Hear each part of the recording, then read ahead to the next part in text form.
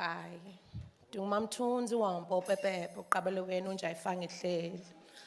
Dungunyu kwana umthwakazi uzoyi nomyayi. Dizalwa ngumam Tande, madlomo sophithi, ungqolo msila uyemyem, uvele bamthi. Kwaye nam dizela bam ababini. AbakwaDlamini, Olanga, Ojamasjadu. Culturally, I had to introduce myself like that, so that you know that I come with love, and I come with peace, and I come with the energy to be here today and to build today. Ladies and gentlemen, can we all meet each other in union? Can we all stand to sing our national anthem? May I ask that we be very intentional as we sing together and introduce ourselves to each other. May I ask that there be no movement. So the catering staff, can we all stand still, please? Gentlemen, may I ask hands out of pockets? Ladies, may I ask no fidgeting? May we all sing in unison as the beautiful people that we are of Mzansi Afrika.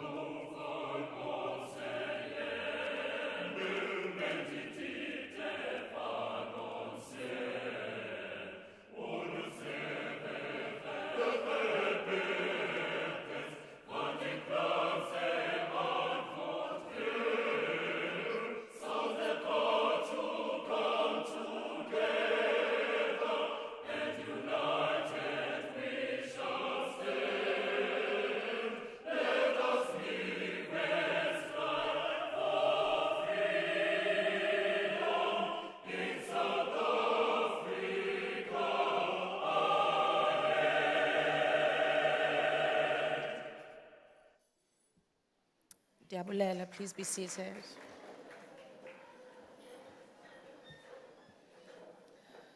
A warm welcome to all of you and to the beautiful, friendly city of Gqeberha. To Dr. Dion George, Minister of Forestry, Fisheries and the Environment, welcome and thank you for joining us. Honorable Lubabalo Oscar Mabuyane, Premier of the Eastern Cape, Siabulela. Honorable Mpho Gift Modise, Chairperson of the Select Committee on Agriculture, Land Reform and Mineral Resources. Honorable Masa Manopole, Northern Cape Department of Agriculture, Environment Affairs, Rural Development and Land Reform, we welcome you to our beautiful province. Honorable Nonqobela Peters, MEC DEDEAT, thank you for hosting us. Nkosi Mpumalanga Gwadiso, Chairperson of the Provincial House of Traditional and Khoisan Leaders, Siyacamagosha. Hosi Cyprian Ngove, Chairperson, Limpopo House of Traditional Leaders, we welcome you to our incredible province. Chief Buyanda Matanzima, Deputy Chairperson, Eastern Cape, House of Traditional Leaders, Siyacamagosha. Councillor Babalwa Lobishe, Executive Mayor, Nelson Mandela Bay Municipality, thank you for hosting us namhlanje.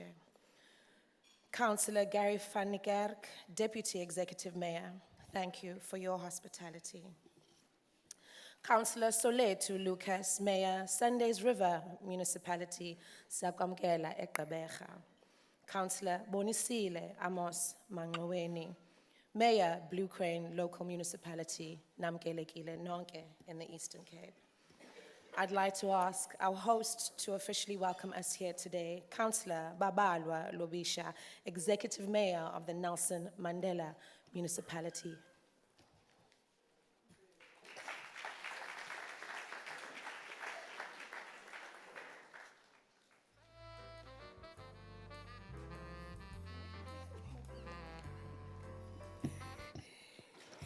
Thank you so much, Program Director. Ndiyamxelela ke uba nam ndinaso isiduko abandithandayo bathi mamngwevu. Program Director, thank you very much. I think before writing on the already established protocols, let me first acknowledge our Honorable Minister, Minister George, and our Honorable Premier, with all the esteemed guests present in the room. My apologies for not going through the long list, because I know the Program Director is going to stand here before I can finish. Kodwa manditsho ndibulise kuzo zonke izindlu zenkosi ezilapha namhlanje, nonkosi uGwadiso olapha phakathi kwethu, ndibulise ngokuthobekileyo. Ladies and gentlemen, it is an honor and privilege to welcome you all on this important gathering hosted by the South African National Parks. And I know that this is the first year after the launch of its 2040 vision. We meet here today at the start of the Heritage Month, a time when all South Africans pause to reflect on the richness of the cultural history and our shared background and natural beauty that surrounds us. September is not only about remembering where we come from, but also how we envision the kind of future we want to build. And today we are afforded that opportunity under the auspices of our Honorable Minister. Our country's heritage is deep, tied to its land, its mountains, its rivers, its oceans, its wildlife, and open skies. Conservation, therefore, is just a matter of environmental management, and it is a matter of cultural preservation and intergenerational justice. As an executive mayor of Nelson Mandela Bay, a region blessed with unique biodiversity, coastal treasures, and resilient people, I am acutely aware of the delicate balance we must maintain between the conservation of nature and the growing demand of creating new settlements. And the pressure of urbanization, housing backlogs, and infrastructure development are real. Our communities are growing, and the demand for decent housing and sustainable livelihood is increasing. But this growth cannot come at an expense of our environment. We must resist the temptation to treat nature as a commodity instead of embracing it as a partner in development. And this is why this initiative, like this SANParks in Indaba, are so critical. They offer us a platform of shared knowledge to learn from each other and to co-create solutions that respect both people and the planet. And looking at the Vision 2040, it's an eye-opener for us. And as well, what I like the most about it is that it has an element of putting people at the center of nature, and the beneficiation of SMMEs and businesses over the past year has been amazing. The combination of ecological and health and human development is also highlighted in the vision. Hence, we are confident as the Nelson Mandela Bay Municipality that our participation in this session would mean that the sustainability of our neighboring SANPark is going to have positive results in both the surrounding regions. And in the spirit of Tata Mandela, after whom our city is named, we commit ourselves to being the custodians of this land, not only for ourselves, but for the generations to come. Let this Indaba be a moment of truth, a moment of inspiration, and a moment of action. Thank you very much. You are all welcomed in Nelson Mandela Bay. Thank you.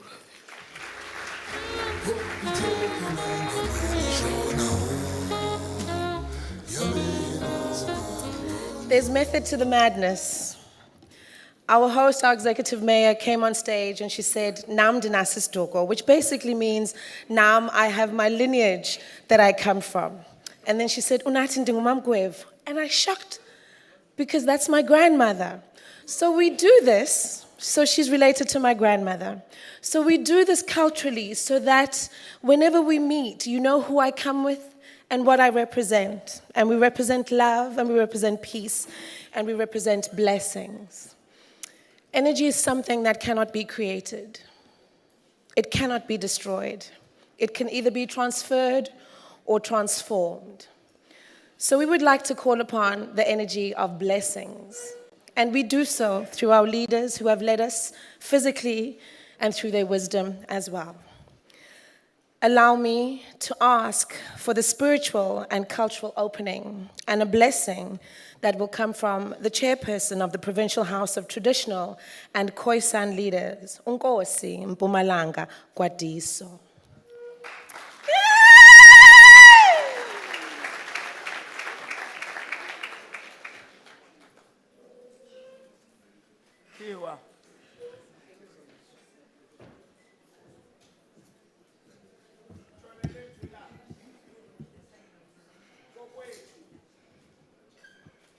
Ayiphakami ngondlalelwanga.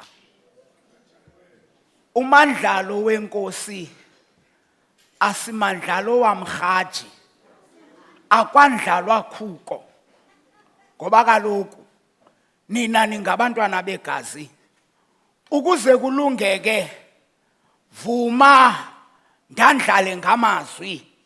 Kuba kakade laphela ixesha ledabi lemikhonto namhla kwakhiwa isizwe ngengqondo.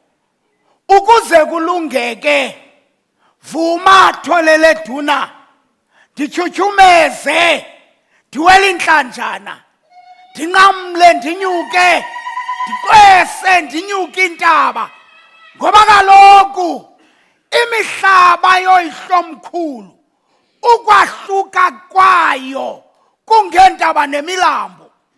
Zintaba ke into engakwaziyo ukuhlangana nazo ngoba zimonelwa imilambo. Naba ke abantwana belizwe lomdibaniso behlile baqukuqela beza banyathela kweloba omkhulu elamkelithi ngemihla yakudala, ngemihla abantu ebebesakuhambelana, ngemihla abantu ebebesakukhola ngentonga, bekukho uhlobo lwemithi ebebethi bakuba bengene bafukama baphume bephethe zona. Ezako kwethu ke kwaXhosa kuba kakade abantu bezizwe basazi ngolo hlobo. Kokwethu esona sikhobo sokukwazi ukunika umntu ukuze ahlale balisa yintonga yomnquma. Banikeke ubagqwathulele kwiminquma yeli lizwe ukuze bathi apho banyathele khona iminquma iqhola ivula indlela. Ivula indlela ukuze imisantsa phakathi kokudibana kwethu ihlala ivulekile. Umzi ongakwazi ukwakhelana neminye imizi yakha ke kuba thina nto zaziyo sothuka nganto bakuba bengenile bebekade benikwa imbaxa yoswazi lomnqayi ukuze kuhlale kunxityelelwene. Ngaloo mihla ke kusakhiwa ubuhlobo ukuze abantu bahlale befuthelene. Nali ke ilizwe lakokwethu. Ilizwe lakokwethu linyembezana. Ilizwe lakokwethu lizizicwila-cwila. Lifuna amadoda anengqondo. Lifuna abantu abakwazi ukwakha. Thina ke siyakholelwa umdala uThixo phezulu akamkhombi umuntu angekho angammameli. Nawe ukukhombile ukuze ukhokele abantwana begazi kweli lizwe. Ilizwi lakho nendlela olibeka ngayo neengcamngo zakho ekuphumleni, uThixo uyakuzinika ingqwalasela libuye ilizwe lakokwethu liphinde lifudumale. Kwakhelwana imililo ngabantu beli lizwe, kwakhiwa incoko ukuze ngomso kumiswe izinto eziyakukhonjwa egameni lenu. Molo tholele duna, thetha naba bantu.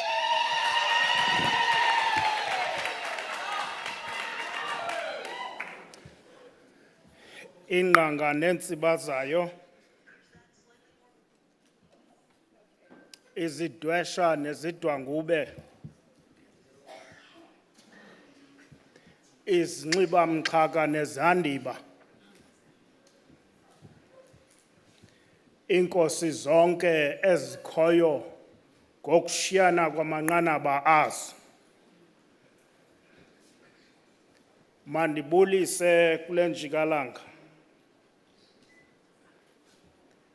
Njengoba sele kutshiwo, sikule nyanga yobuhle. Ndingathi kubo bonke abazalwa kule nyanga, uSeptemba, ndithi halala ngoba nam ndizalwa kuyo.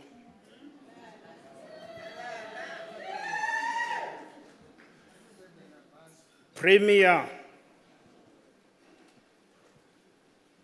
allow me to take this opportunity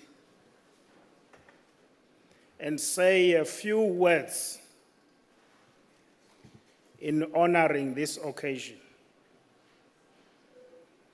Our history and heritage as traditional and Khoisan leaders have footprints all over the Eastern Cape as custodians and rulers of the land long before the arrival of colonialists, who later dispossessed us, our land, and missionaries who introduced Christianity and education with the aim of undermining local customs and rituals. There was a well-planned destruction of cultural institutions, economic exploitation, and the disintegration of the cultural environment of the indigenous people. Traditional leadership during pre-modal years held authority over wild animals, which they viewed as vital resource and a spiritual entity. As such, some, our clan names, are linked to animals. Hunting was regulated, and often certain parts of animals were reserved for royals, such as elephants, fat or lion hides, using them for status and to enhance our power. Traditional communities long developed complex cultural and spiritual relationships with wildlife and incorporating animals into our folklore, rituals, and leadership practices to maintain balance and ensure resources sustainability. Traditional leadership was responsible for controlling land, animals, and food resources, which inherently involved managing the wild. Hunting was further regulated, thus ensuring fair practices to protect resources, maintain balance, and prevention over exploitation of our natural resources. What is referred today as conservation, these days was long practiced by traditional communities as organic intellectuals had foresight on these things. The notion that arrival of settlers enlightened our people is not true. There were systems in place that ensured proper governance. Land dispossession in our province stemming from wars fought over a period of 100 years, and apartheid legislations like Native Land Act that usurped authority of traditional leaders resulted in widespread poverty and economic marginalization for indigenous people by stripping them of land, forcing them into cheap labor in private wild game farms that they used to own and spiritually connected with, has created deep racial and economic inequalities that persist even today. Transformation of wildlife space is very much important in the context of our history and heritage in this region. It seeks to correct imbalances of the past and to push for total inclusion of our people. We have been excluded for many years. To us, it is not just mere numbers of indigenous people serving in the boards, but the sector must be unlocked for full participation. The House is appreciating the efforts by SANParks, but a more aggressive and urgent approach is needed to fast-track transformation. Vision 2040 is a step towards realization of the long-term goal, but in South Africa, we are good in putting plans on paper, but we seem to lack in implementing the same plans. And for that, the House is committing to journey with South African national parks in ensuring that systems are in place and that the voice of our people is fully represented. The House annually hosts Career Expo and Cultural Day, targeting deep rural children. The long-term vision is to present opportunities for marginalized poor children to occupy spaces in wildlife sector, and we would appreciate partnership, for there are few black veterinarians in our country. There is tourism potential that is not paying attention to our heritage landscape space, and we appreciate hospitality sector where we see our young people involved in. But strategic positions must not be filled for the elite. Institutions of higher learning must really look at ways of uplifting and upskilling young people in the field, and rural children must be prioritized, for there is raw talent in our communities. Vision 2040 must ensure full capacitation and training of rural children, preparing them to lead from the front and not just mere appendages. Without provision of bursaries and placement to game reserves, Vision 2040 will be far-fetched. Therefore, please join us in our programs of creating opportunities for our children. Unlike colonialists and missionaries, we have a clear plan to invest back in our communities. The House is in agreement with Dr. Hendricks of SANParks when he said, "Why can't we use our national parks to capitalize rural socio-economic developments?"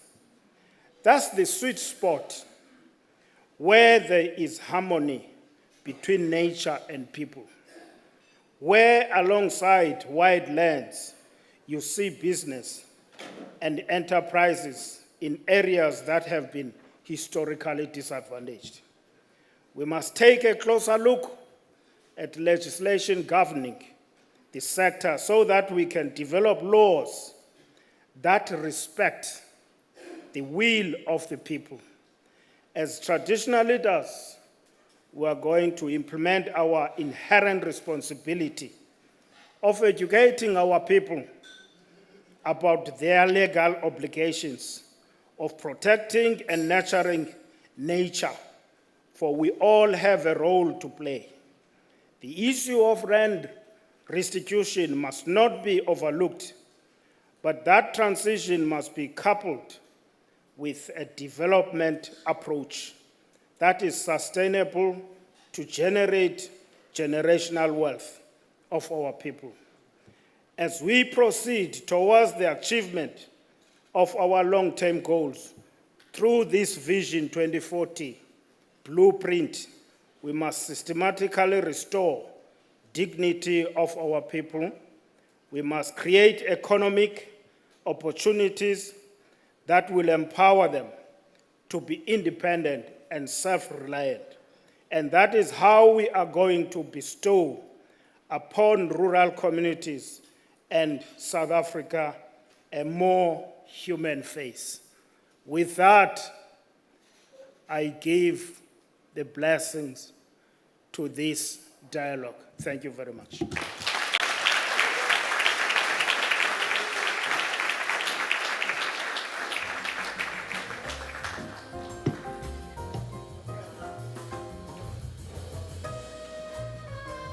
Siyabulela Nkosi. Siyabulela for your blessings and also for your insights. Siyabulela especially for sharing how special our beautiful province is. Welcome to the home of the third largest game national park, Addo National Park. Not just home to the Big Five, but to the Big Seven as well. Did we hear yeah? We can be prouder than this. Eastern Cape, kwenzeka ntoni? Not just the Big Five, but the Big Seven, that also includes the southern right whale and the great white shark. Nkosi Kwatiso also mentioned that Eastern Cape is the home of many talented human beings. Welcome to the home of Rassi Erasmus. He was born just up the road in Dispatch. Welcome to the home of Sia Kolisi. Welcome to the home of Simpiwe Dana, the Bala brothers, and Tandiswa Mazwai. Welcome to, I can't say my name. I was raised to be humble.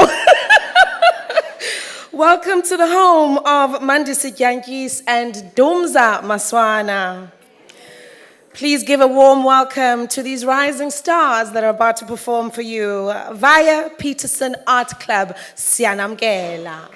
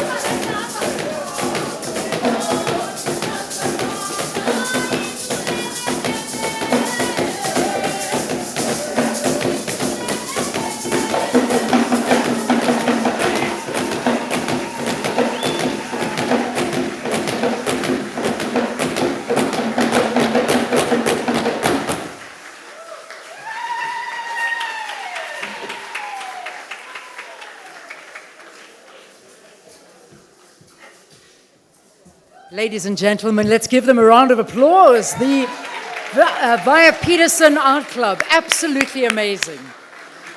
Okay, she wouldn't do it, so I am doing it. Ladies and gentlemen, welcome to the home of Unati Nkai. Oh my goodness, I'm feeling a little bit of pressure here, I have to tell you.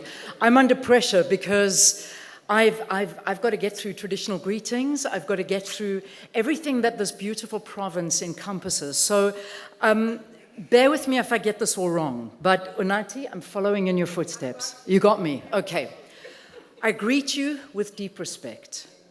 I acknowledge the presence of our elders, of our leaders, of our colleagues and all who have journeyed here today.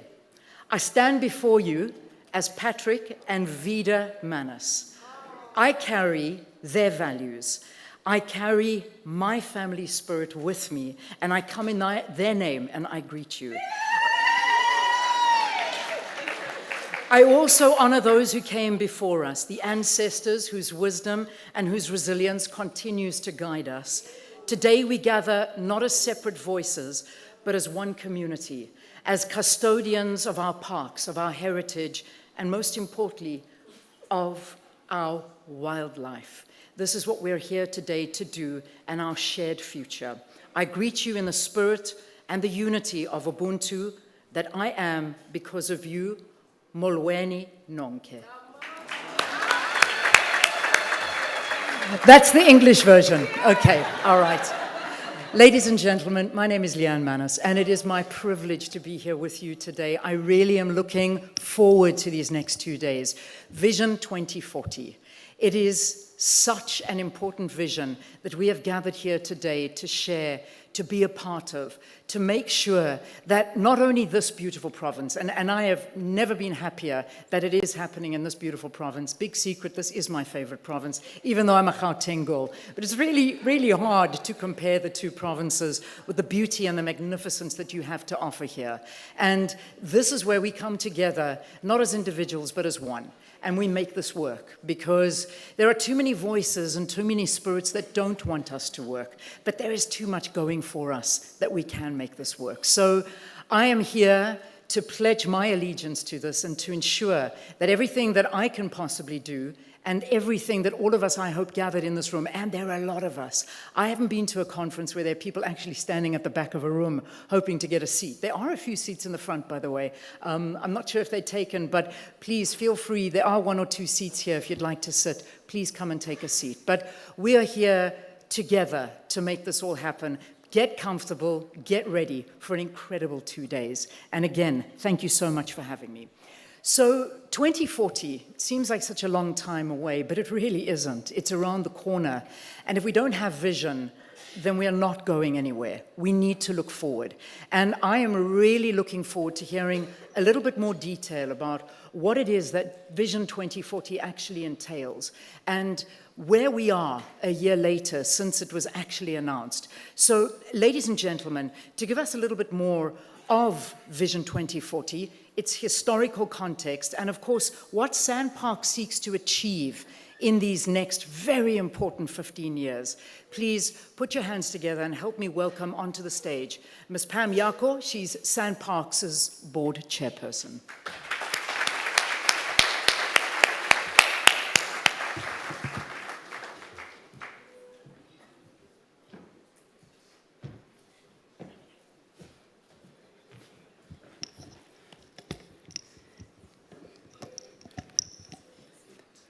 Thank you very much, Leanne and Unati. I rise on the protocol that they've already spoken to, but having said that, I must honor Honorable Minister of DFFE, Minister George, Honorable Premier of the Eastern Cape, Mr. Mabuyane, and the National Chairperson.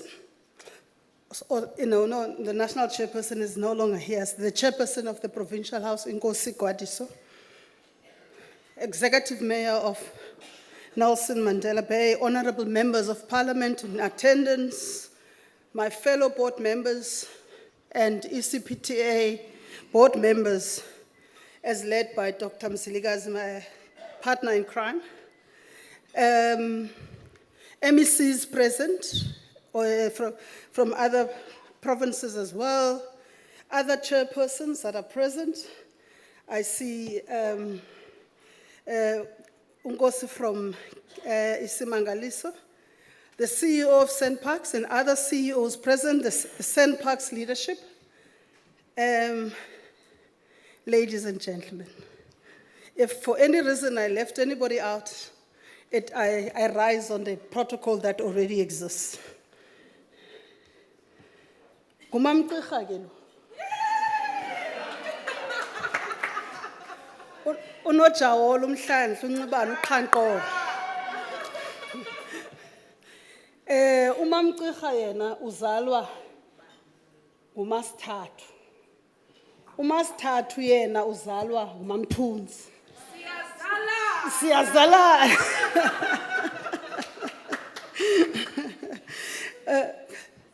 Her Majesty, former President of Liberia, Madam Sirleaf, once said, "The size of the dreams must always exceed your current capacity to achieve them.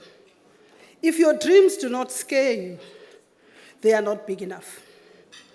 So for me, this quote encapsulates what we tried and still continue to seek to achieve with Vision 2040. It is a big and most probably beyond our capacity as SANParks, and it stretches us probably beyond our limit. But yet it does scare us, but we believe with everybody's support and your attendance and presence here gave testimony to that, and your support, commitment, and partnership makes this a little bit more achievable, and whatever challenges we might have, not insurmountable.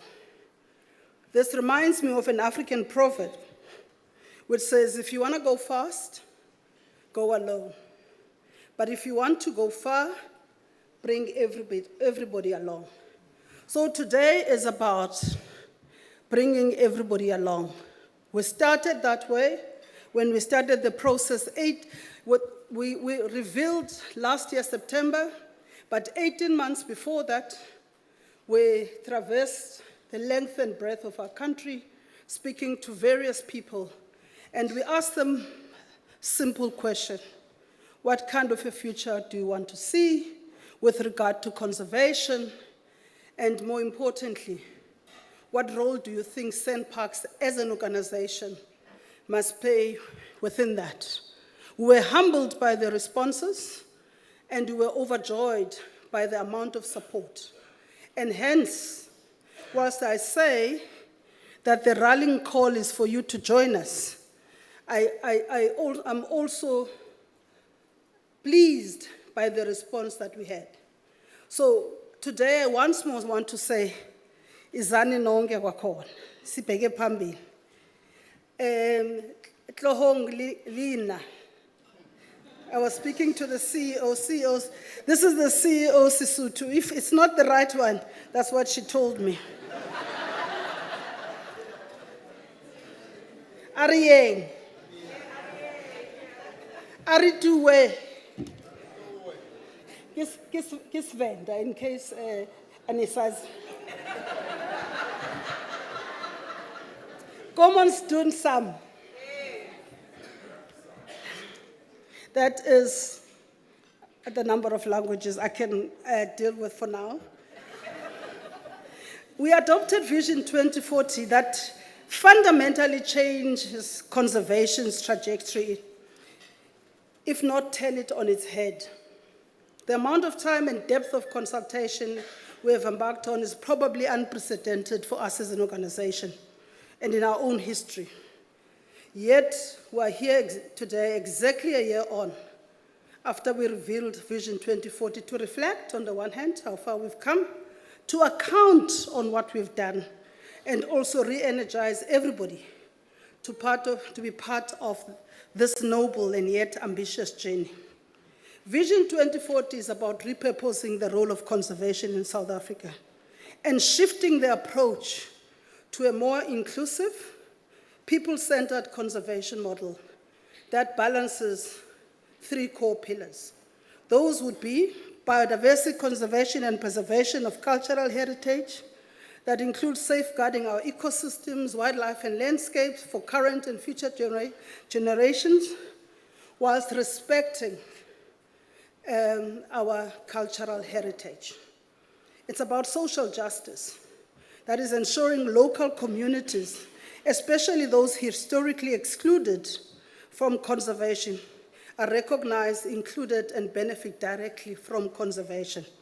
It's about economic empowerment, which is about unlocking the economic potential of national parks and other surrounding protected areas through regenerative tourism, as well as agriculture, sustainable use, job creation, and making conservation a catalyst to inclusive economic development. We take a mega living landscape approach in the way we implement Vision 2040. And we seek to integrate our national parks with surrounding communities, ecosystems, and various economic activities in a landscape in order to maximize benefit, be inclusive, and maximize impact.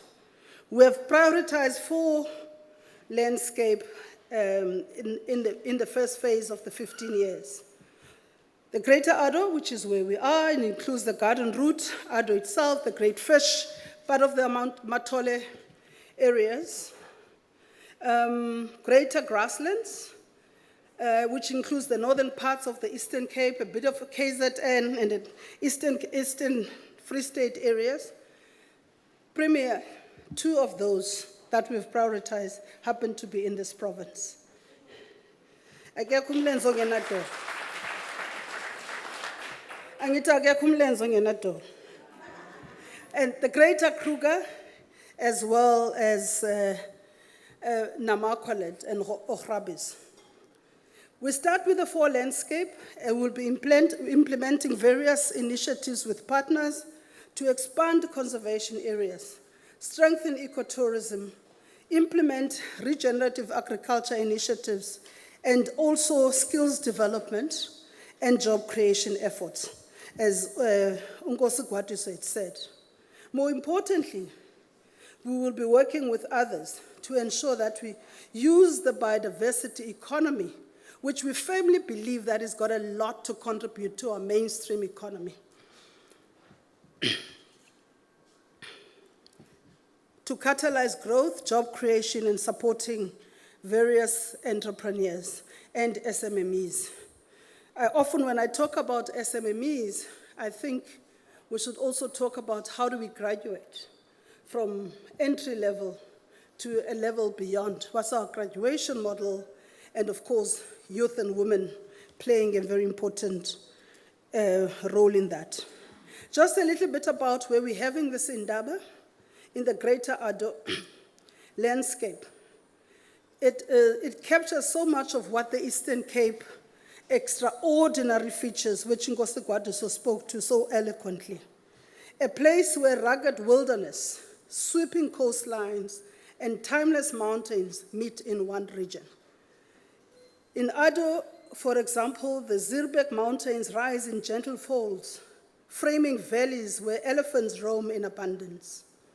To the south, the mighty Sundays River winds its way past Citrus Orchard before reaching the coast, where the vast Alexandria dune field exists. This is indeed the largest shifting dune in the southern hemisphere, rolls in golden waves to greet the ocean. Standing at this confluence feels like being at a meeting place of 2 worlds. To the east, which is the Greater Fish River, cuts through prehistoric formations. Its waters. See, that's why I'm not in this one. I think I pressed it. Ungaphinde ngiphinde. Dabawo, ungaphinde uyipress. Dabawo. Ungaphinde uyipress, please.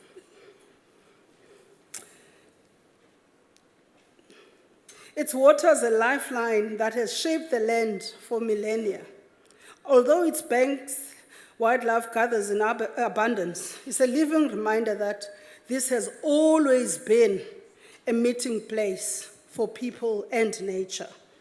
Further inland, around Kamdabu's Valley of Desolation, feels like standing at the edge of time. Its towering dolerite columns rise like ancient sentinels above the Karoo Plains. From the lookout, the views stretch endlessly over Nweba Dam and the arid landscapes and beyond.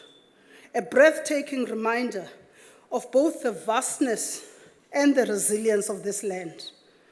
And beyond that, the Amatole Mountains stand in densely forested grandeur, echoing with waterfalls, their misty peaks and deep gorges, creating a striking contrast to the Karoo.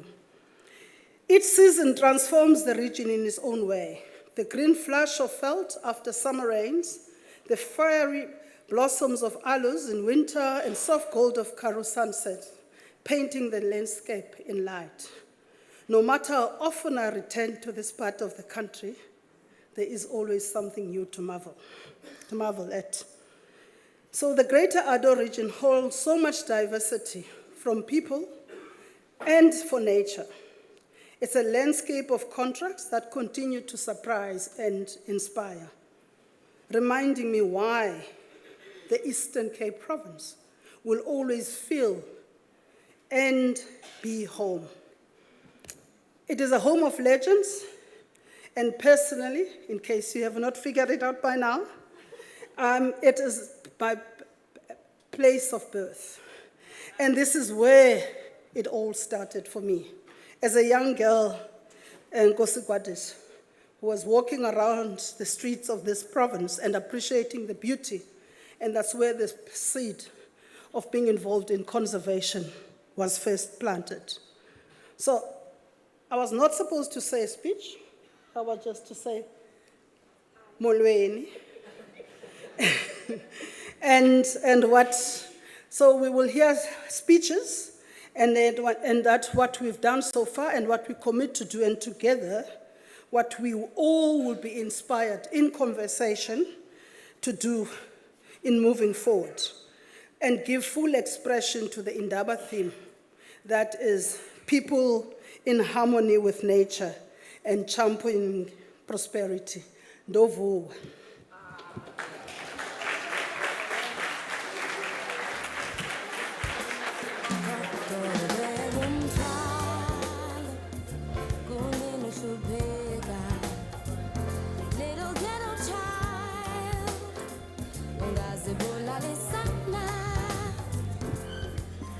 Oh, Pam, that was absolutely beautiful. I'm so glad you did say a speech, to be honest with you. I think we need a copy of that speech. We really do, because there was just so much poetry in describing this beautiful province and how magnificently you encapsulated it. So, Pam Yako, thank you very, very much. And I do have this vision of little Pam running in the streets of the Eastern Cape. Can you just imagine? Absolute little powerhouse, I'm sure, from birth until now.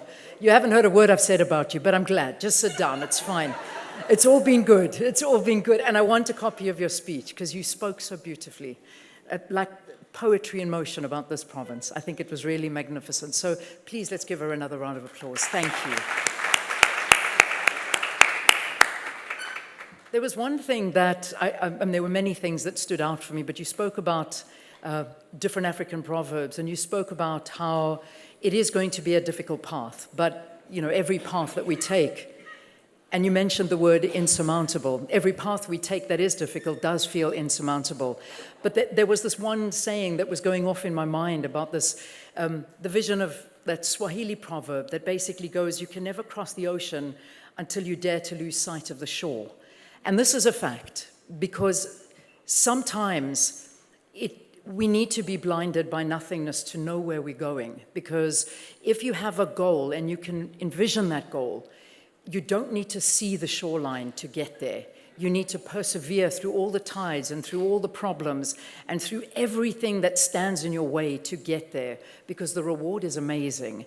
And I think the fact that the reward has been so overwhelmingly welcomed by everybody, and I keep on emphasizing that, because the amount of people that seem to be buying into this is absolutely incredible. We're all on the same page, and nothing is insurmountable if we do this together. So I do appreciate the passion that is involved in this project.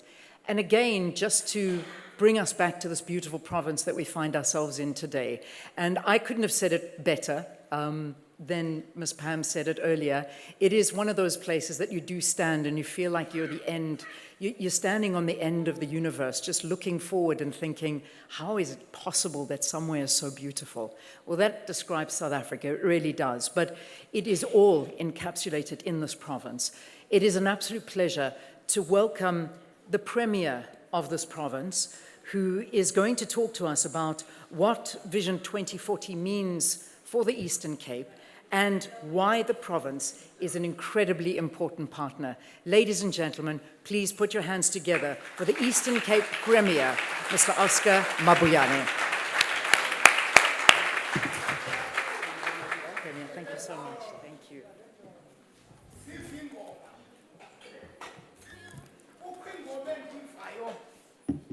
Eyombelwe esindlebeni zam. Uyani mawethu. Ye mawethu nihlalelene entabeni. Uyani mawethu. Mawethu nihlalelene entabeni. Ndivingoma kaQhwesha. Ndiyayibona intaba ombholompo. Ndiyalibona ihlathi likaGulandoda. Ndiyayibona intili zexuka. Ndiyawubona umthole phezu kwexuka. Ayahamba amehlo am. Ndiyawubona umlambo womthatha. Ndiyawubona umthathi phezu komlambo.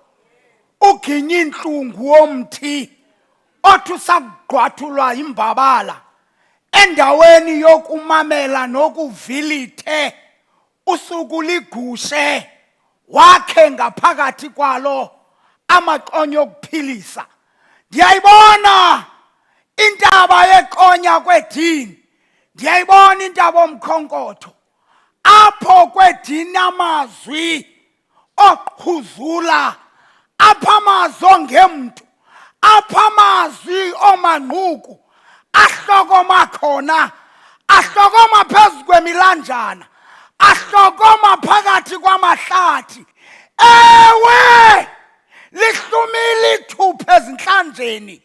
Watyatyamba, wathamba umkhiwane. Sabona izinto kwanga kungalunga. Safuna ilizwi elingathethi bentu benye. Sakhumbula ngemihla yakudala-dala. Sakhumbula imihla kaneno kwedini. Apho besakuhlanganisa amantombazana phezu komfula. Awahlambe ngentololwana. Agqame esizweni abonwe ngamasoka. Ziqukuqele iinkomo ezimibalabala. Zingene phakathi kweentlanti neentango zamadoda. Amadoda ahlume. Ahlume azala abantwana. Kungandi ngathi udubula umsintsi kwedini. Ibonakele ingcuncu. Thina mathola azazi intonga. Silinde ukukhala kukaphezu komkhono. Memeza ke kuba wena logunyu linikiwe. Xelela abantwana besisizwe babuye ezintabeni. Babuye kuzingeleni. Kunyathelwe phantsi zagweba. Kukhangelwe ezintilini zalo mhlaba. Kwakhiwe kuzo imbewu zokondla abantu kwilizwe elizayo. Ngoba kaloku kukhona ilizwe esilibonayo thina asikaveli silibone. Kodwa umsi neentuthwana zawo siyaziva. Siyazirhogola kaloku thina. Kazi ngobani na ke abaya kuhamba bayokufika kweli lizwe. Kazi ngobani ke abaya kukhokela abantu kwelo lizwe. Asikafike Kanana, ngathi Kanani semgama, lana mazwi, lana manyathelo, ngawokujonga kwimifula yempumelelo. Kuwe kuxakathiswe ntoni na? Wena uyakubenzela ntoni nabantu beli lizwe? Kuba kwedini, ngemihla bekuqoqwa intonga, kwisindlwane ezingoMpuma Koloni, oRhawuti noNtshona Koloni, bekusakhiwa abantu abaza kukwazi ukuqokelela abantu ukuze xa kufikwa kwimihlaba ephangaleleyo yoMzantsi Afrika bathethe ilizwi abantu beve. Bakungqinela kabantu bale province, bathi bakubonile ukwenza kwakho, sengathi singakubona kwedini ngaphesheya ukuze izinto zilunge. Zilunga ke izinto xa indoda ibazi indlebe imamele, uzumamela ukuthetha kwabantu, wenze njengendlela abantu abafuna ngayo, ngoba usakwenza njalo baya kukunika izinto ezinqwenelayo. Ndiyayazi into eyinqwenelayo kwedini ngungxa.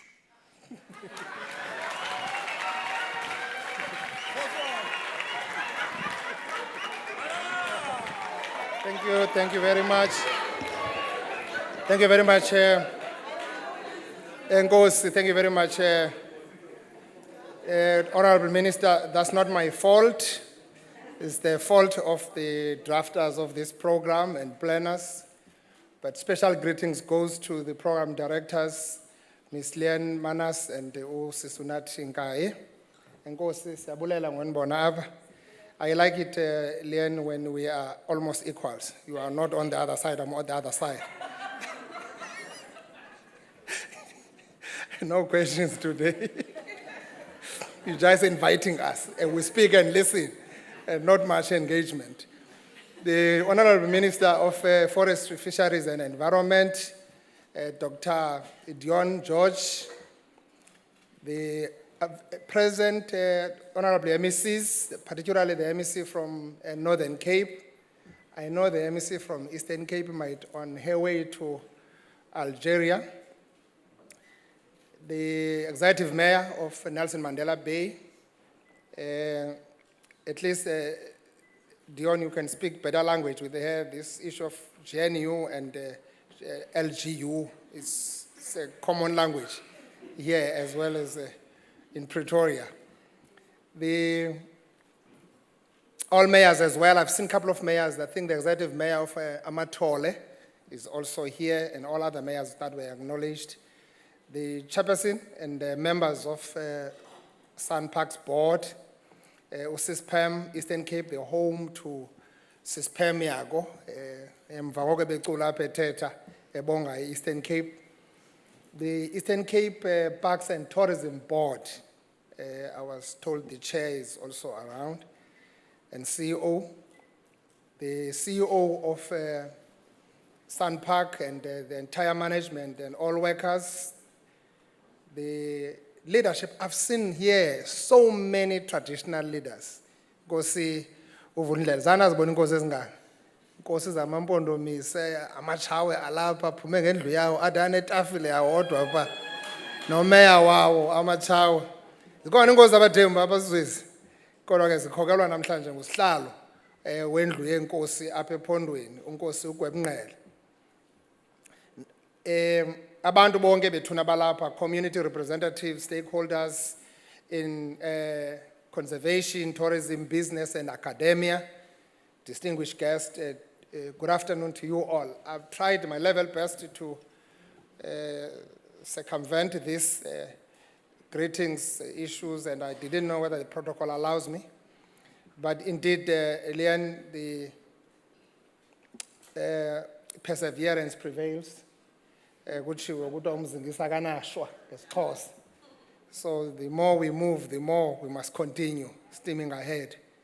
It is indeed my honor to join the Executive Mayor in welcoming all of you to Home of Legends and extend our sincere gratitude to SANParks and the Ministry for convening this important Vision 2040 Indaba here in Nelson Mandela Bay. We gather at a pivotal time in our country's journey when the climate change, biodiversity loss, and economic inequality demand that we do things differently. The SANParks Vision 2040, under the theme People in Harmony with Nature Championing Prosperity, and its bold shift towards the mega living landscape represent precisely that different path, a path that integrates ecological resilience with human well-being, conservation with livelihoods, and the nature with the economy. For the Eastern Cape, this vision is not abstract. It is a lived reality. Ours is a province of extraordinary nature wealth. We are the only province where all 7 of the South Africa's large natural occurring flora and fauna, the so-called biomes, are found, or biomes, occupying significant portions of habitat. We are home to world-renowned protected areas like the Addo Elephant Park and the Wild Coast, which I'm told is going to be also part of this second phase, as well as the unique grasslands and the coastal forests.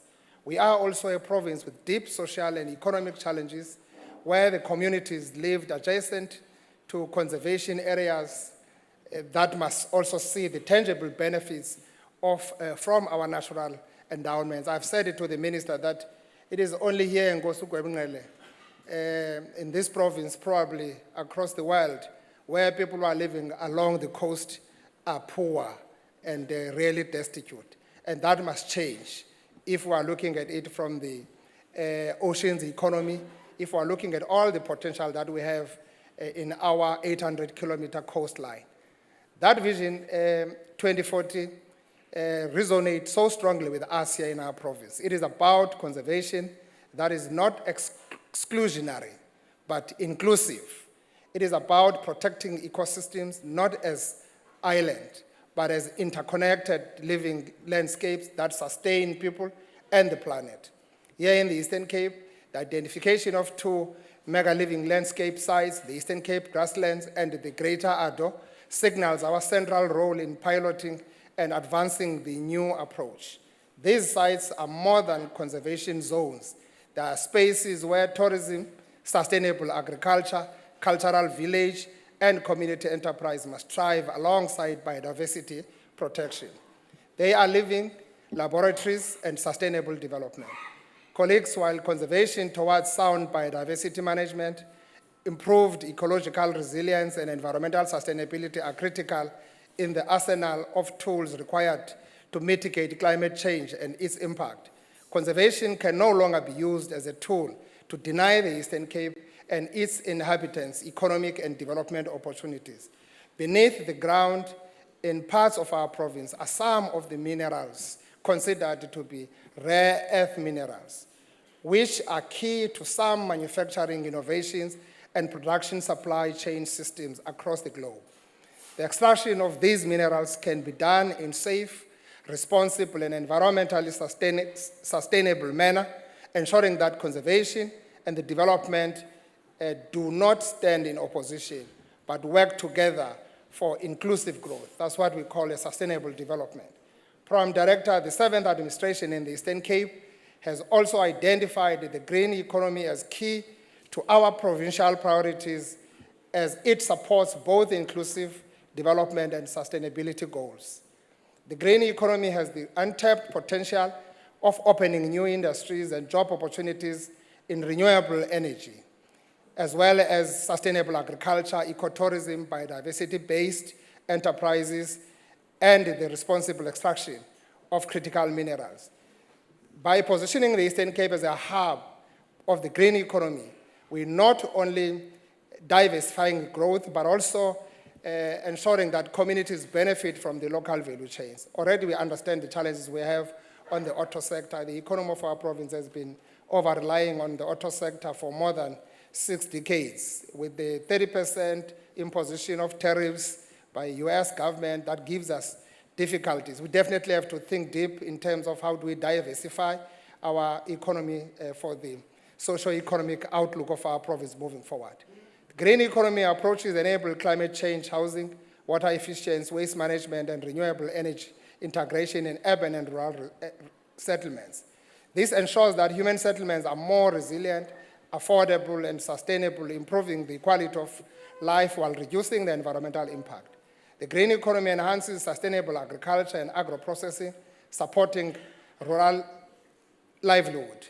Rural communities benefit from the nature-based tourism, conservation-linked enterprise and ecosystem restoration projects which create alternative income streams. Renewable energy investment in rural areas also reduce energy poverty and unlock development. The green economy requires new skills in renewable energy, climate science, green engineering, sustainable farming, tourism management, and biodiversity conservation. Training young people and women in these sectors addresses youth unemployment and equips the province for the future of work. Green economy planning demands integrated governance, ethical management, and nature resources, and transparency in partnership with business and communities. It also builds capacity for government to align conservation, climate change, and development objectives, ensuring that growth is inclusive and sustainable. In short, the green economy is not just an environmental agenda. It is a developmental and economic strategy that enables the Eastern Cape to meet its 7th term priorities while addressing climate change, creating jobs, and ensuring resilience for future generations. Equally, local economic development will be realized in a sustainable and meaningful manner when the mega living landscape are interconnected to protect parks.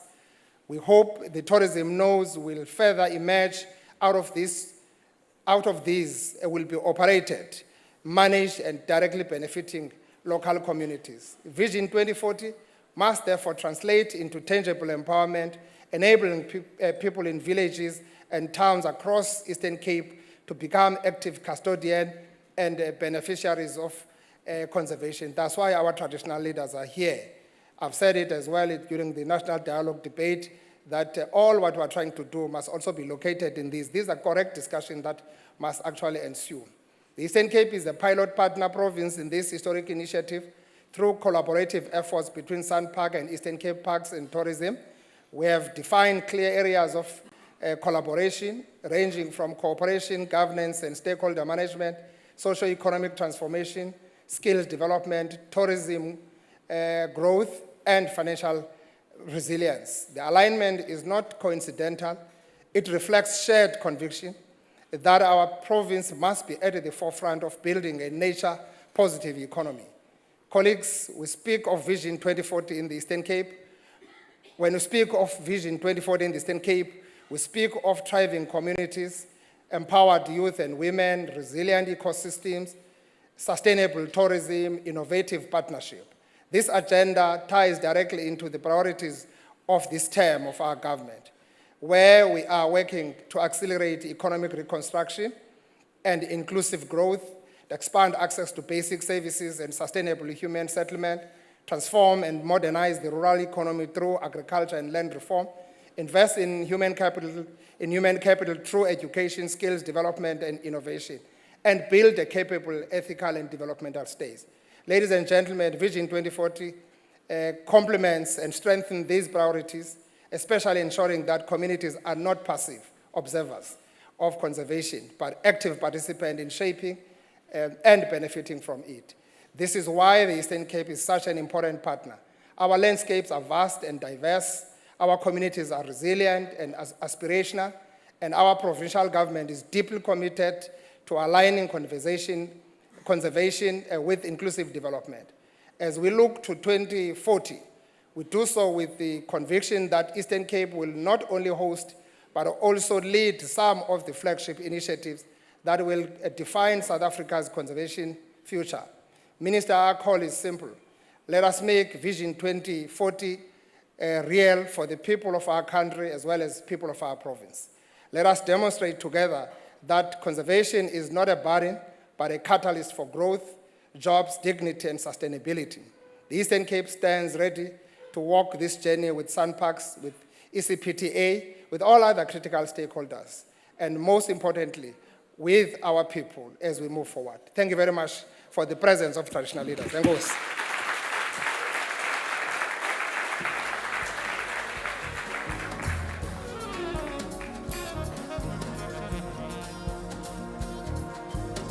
Cuckoo. Premier, thank you very, very much. Thank you for your overwhelming stamp of approval for all of us and all of us being here together for such an important occasion and a vision that I think we're all sharing at this moment more and more as this day gets underway. Now, let me just take a moment to tell you a little bit about my year last year. It's just 1 year in my life, but I really made it into an incredibly special year, and you'll get the idea when I'm finished telling you about it. So my year began by celebrating my birthday in Rwanda, and I went and I saw the gorillas. It's something that I've always wanted to do, one of those bucket list items, to go and see it. And I remember the night before going and seeing the gorillas. We had somebody who was from the community and the land where the gorillas were, coming in and talking to us and sharing the myths and mysteries about the gorillas and the land that they were on. And the stories that we were told were just absolutely magnificent, and it gave it so much more depth and weight to go and see them and to understand that the land that I was on was sacred and beautiful, and it was amazing, and it was not mine, and it belonged to somebody else, and yet we were visitors of something so magical. Fast forward from that to December, and I went from that to going and seeing the Northern Lights in Lapland, and that was another story altogether. And I remember one night sitting in this magnificent little area. It was freezing. I've never been more cold in my life before. But above us were the Northern Lights, and inside this little kind of igloo that they had put us in with a fire, they were telling us the myths of that land as well. And it was from the Sami tribe, and I don't know if you know much about the Samis, but it's a very interesting world if you get to hear about them, from Norway, Finland, and that kind of Lapland area, even up until Russia. And they told us their stories and their myths about the Northern Lights, and the stories about the reindeers, and the stories about their land. And for me, last year was one of the biggest changing perceptions of my life. And now I come full circle, because everything that I did last year and try and do now has to do with the environment. None of that is fabricated. None of that is a big high-rise building that pops up out of nowhere. This is something that has been there for generations, and stories that I travel the world to hear. You will not find more stories than you find in this country. It doesn't matter where you go and where you sit and who you listen to. There are some of the most magnificent stories that the groups and cultures and those tribes that live in those areas that can tell to people that will bring you the essence of this land. And that's what we're here to do. And that's why it is so beautiful having so many traditional leaders and cultural leaders that are here present with us today, because that cannot be possible without them. We want your story incorporated into what we sell to the world, because that is what they want to visit. And that's what my long story is about. It is about the environment. It is about protecting what we have, because if we do not have this, we have nothing to sell. And that is a fact. And that's why this portfolio, and Minister, that is my introduction into you, because this portfolio at this point in our lives has to be one of the most important. Nobody can tell me that we do not have a problem when it comes to the environment. Glaciers are disappearing, floods are killing people, they are making them move to places. We are seeing the destruction of the world in front of us in real time, and we need to be more precious and fight for this environment that we have, and what a beautiful environment we have. So the minister who is in charge of this fight, and I call it a fight because that's what we're doing right now, we need to protect what we have, is with us today. And it is an absolute pleasure to welcome him here onto the podium to see what his views are and his plans are when we talk about Vision 2040. This is, of course, not an isolated problem. This is something that is what the world is going through. So we're talking of a global context as well, and within our government priorities. Ladies and gentlemen, please welcome on stage the Minister of the DFFE, Dr. Dion George.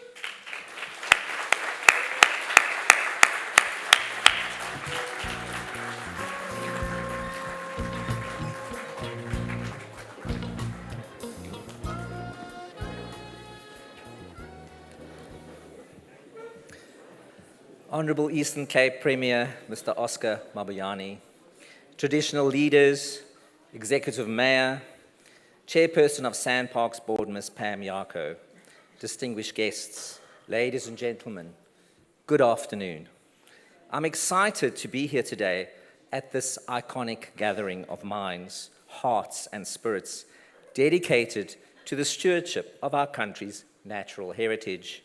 This week's Indaba is more than a meeting. It is a celebration, a reflection, and a declaration of intent. We gather not just to discuss strategies and frameworks, but to reaffirm a bold vision. The future of conservation in South Africa is integrated, inclusive, and transformative. 12 months ago, SANParks unveiled Vision 2040, a strategy that marks a decisive shift in how we see conservation and the role of protected areas in our society. Vision 2040 is not simply about preserving land or counting species. It is about integrated conservation. It is a deliberate, holistic approach that links ecological integrity, climate resilience, and human well-being.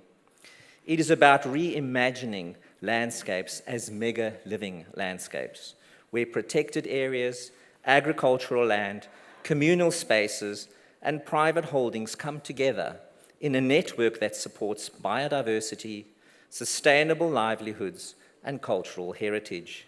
These mega living landscapes are a powerful departure from traditional conservation models. They embody intentionality, co-creation, social justice, inclusivity, and equitable access. They remind us that the environment and people are not separate. They are inextricably connected. The well-being of one depends on the thriving of the other. As South Africa positions itself as a leader in sustainable development and environmental stewardship, SANParks is at the forefront.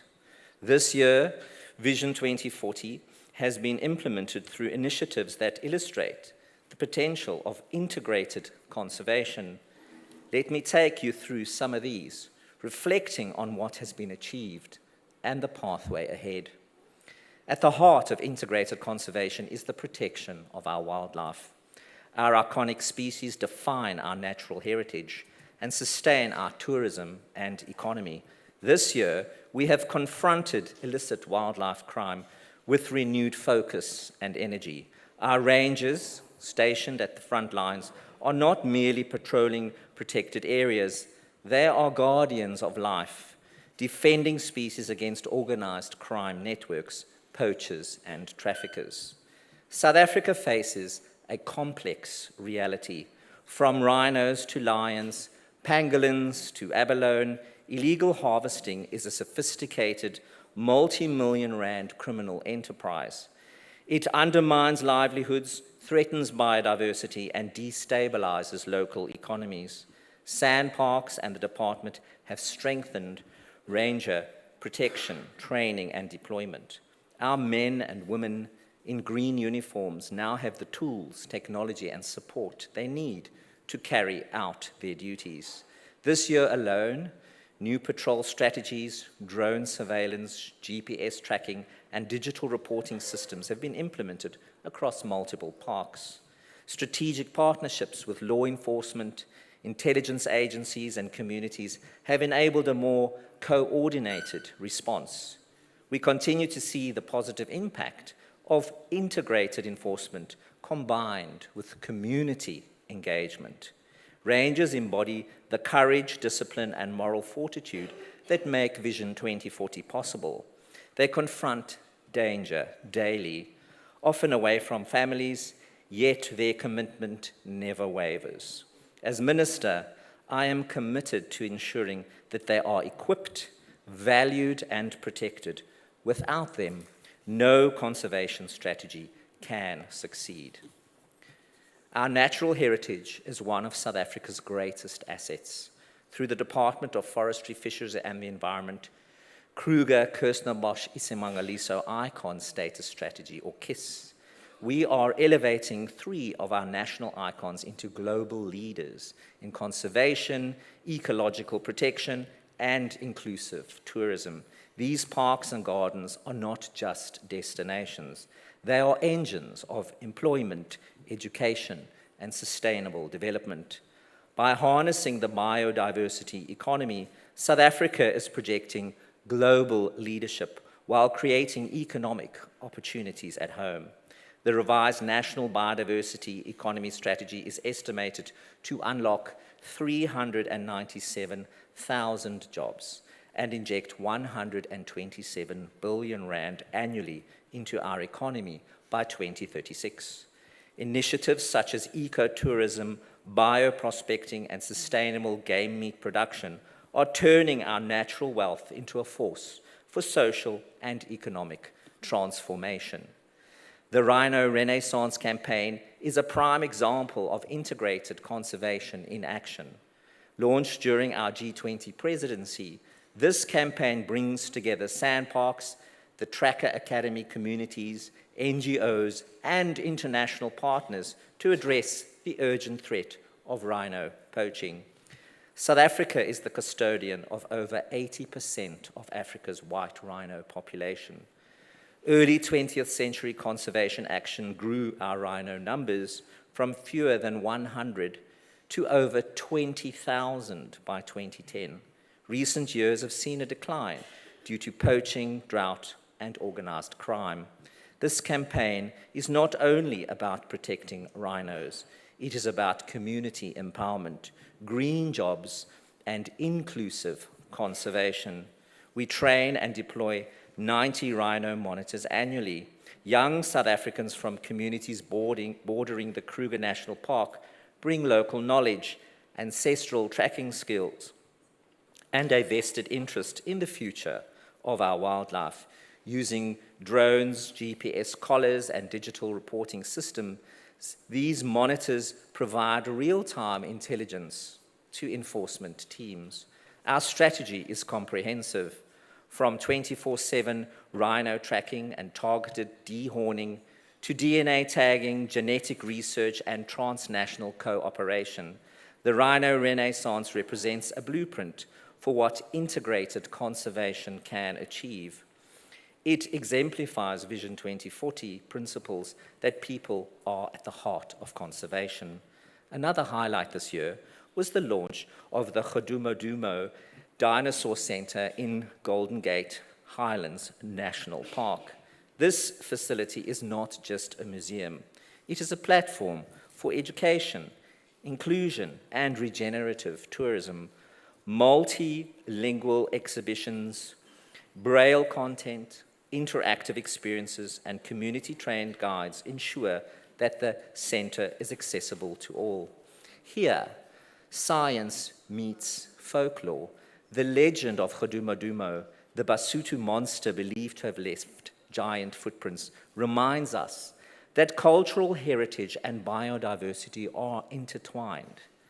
The center is a living example of Vision 2040 in action, integrating education, tourism, conservation, and community empowerment in a single transformative project. South Africa's leadership under the G20 presidency has provided an unprecedented opportunity to showcase our conservation expertise, policy innovation, and environmental stewardship to the world.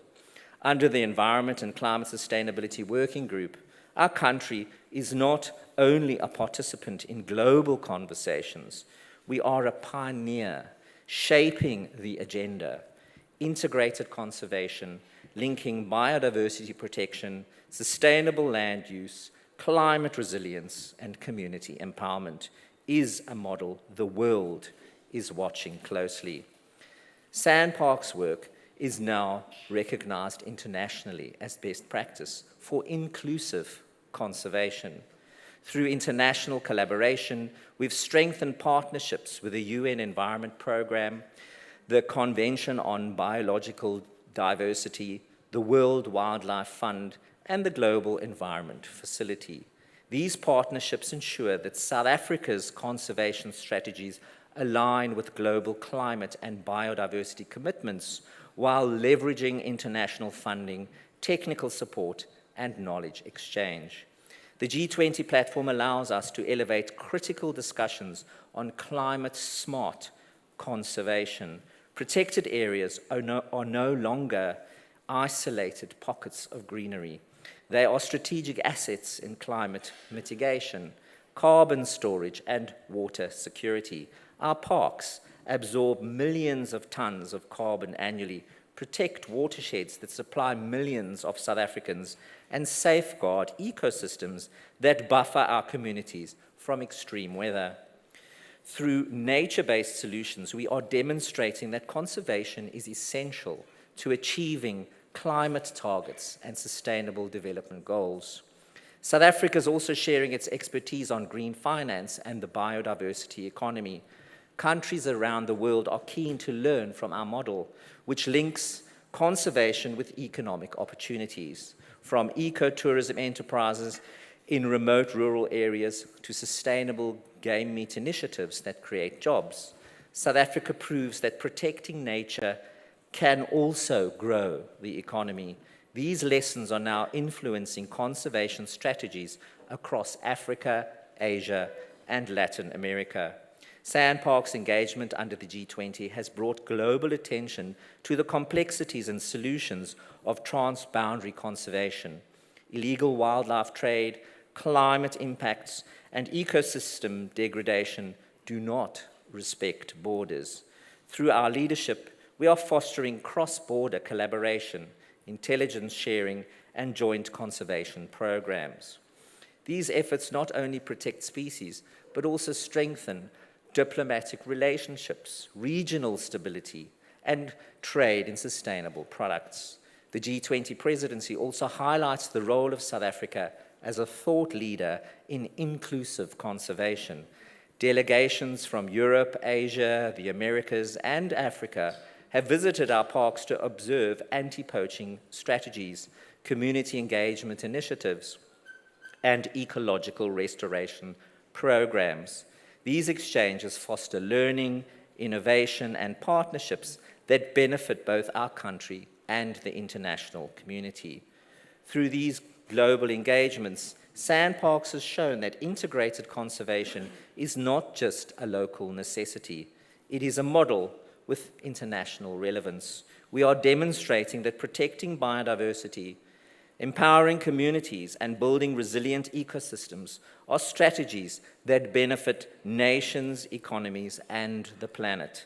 South Africa is using the G20 platform to influence global policy, showcase practical solutions, and inspire other nations to adopt people-centric, sustainable, and innovative conservation practices.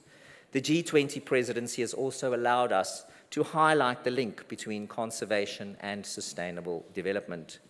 By combining protected area management with inclusive economic growth, we are showing the world that ecological protection is not a luxury. It is a necessity for prosperity, social equality, and long-term resilience. SANParks is demonstrating that conservation is both a moral imperative and a practical investment in the future of our people and our planet.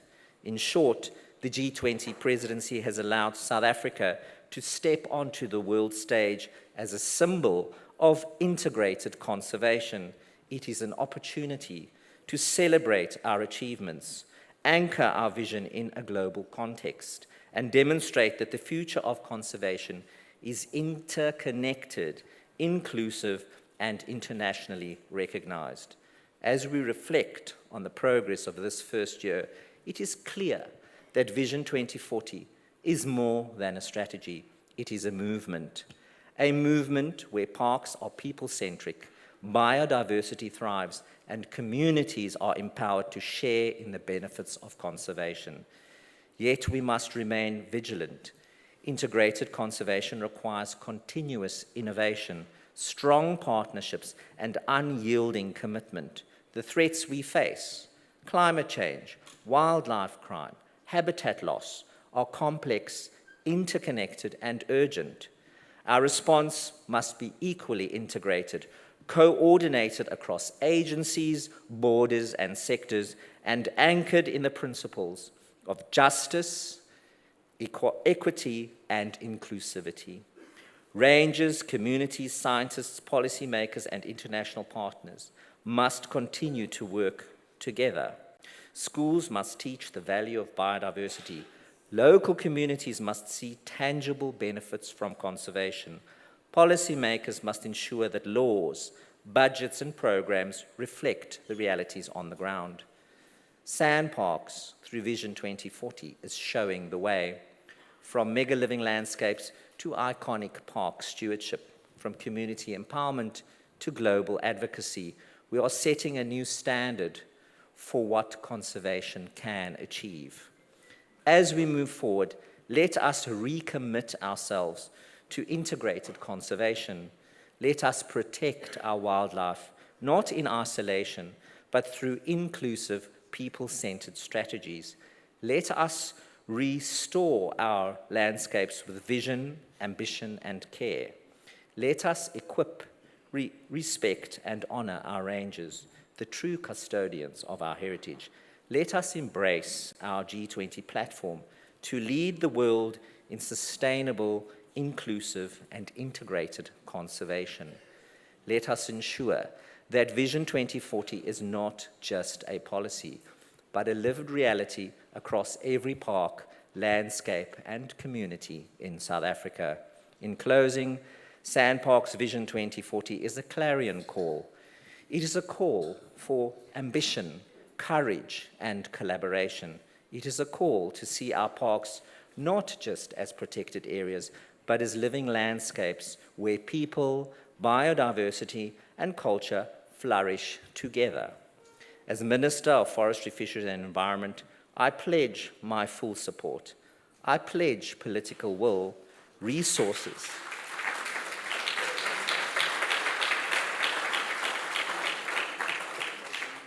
and advocacy. Together, we will ensure that Vision 2040 is more than a vision. It will be our reality, a reality where South Africa stands as a global leader in integrated, inclusive, and transformative conservation. Thank you. Let us move forward with courage, commitment, and conviction. Thank you.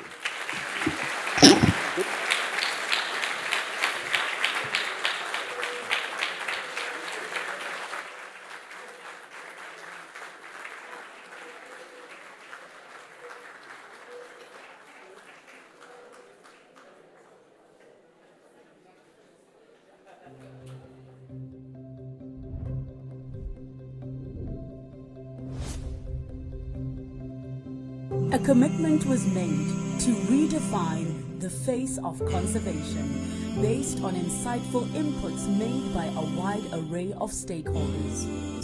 This conservation transformation journey is called Vision 2040.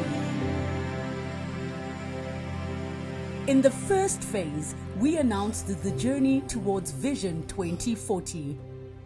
The second phase involved engaging a vast number of South Africans seeking answers to the question, what is the future of conservation and SANParks? This led to the third phase, through which we are implementing Vision 2040. We started a new era, where we will all better understand and see that conservation doesn't only happen in national parks. Instead, it is a vast, living, breathing movement that is transforming vast landscapes and seascapes into what we call mega living landscapes. Places where there is an embrace that our shared natural and cultural heritage belong to all of us. These communities, diverse yet united, live side by side as one, together shaping the mega living landscapes of tomorrow. Consistent with SANParks' evidence-based and scientific approach, mega living landscapes were identified through a meticulous process guided by science, indigenous knowledge systems, and objective information. We used multiple GIS information layers to protected areas expansion strategy to water security maps, biodiversity economy notes, and poverty indicators. Key principles behind each mega living landscape are inclusive conservation, economic thrivability, organizational resilience, and shared partnerships. We have now started with the implementation of 4 flagship mega living landscapes: the Greater Addo, the Greater Kruger, the Greater Grasslands, and the Ograbis Namakwa. Through these landscapes, we have started to engage communities, build partnerships, and are exploring how to institutionalize new ways of conserving together. We are also transforming SANParks into a fit-for-purpose organization, one that can lead, guide, and co-create these landscapes with the people who live in them. Following the widely consultative process, we adopted the scenario: people living in harmony with nature in mega living landscapes. This scenario is now anchored by 6 strategic pillars and 6 enablers, which are the backbone of SANParks 2025 to 2030 strategy, laying the foundation of 3 cycles towards the year 2040. Meaning that we are laying the foundation of 3 cycles towards the year 2040, the year of Vision 2040. We are seeing innovative technology in action, forging new alliances, and building a people-centric organization. So, this is also your call to action, to join in and to co-own and shape the future of conservation through Vision 2040. The journey has begun. The seeds have been planted, and the garden needs all of us to flourish. To every community member, to every traditional healer, to every business leader, to every traditional leader, to every farmer and agricultural cooperative, to every woman, to every biodiversity and marine expert, to every academic, to every tourist, and to every youth member. Your participation is our future. Together, we can make Vision 2040 a living testament that the harmony of people and nature is not just a dream, but a South African reality. Vision 2040 is here, and it begins with you.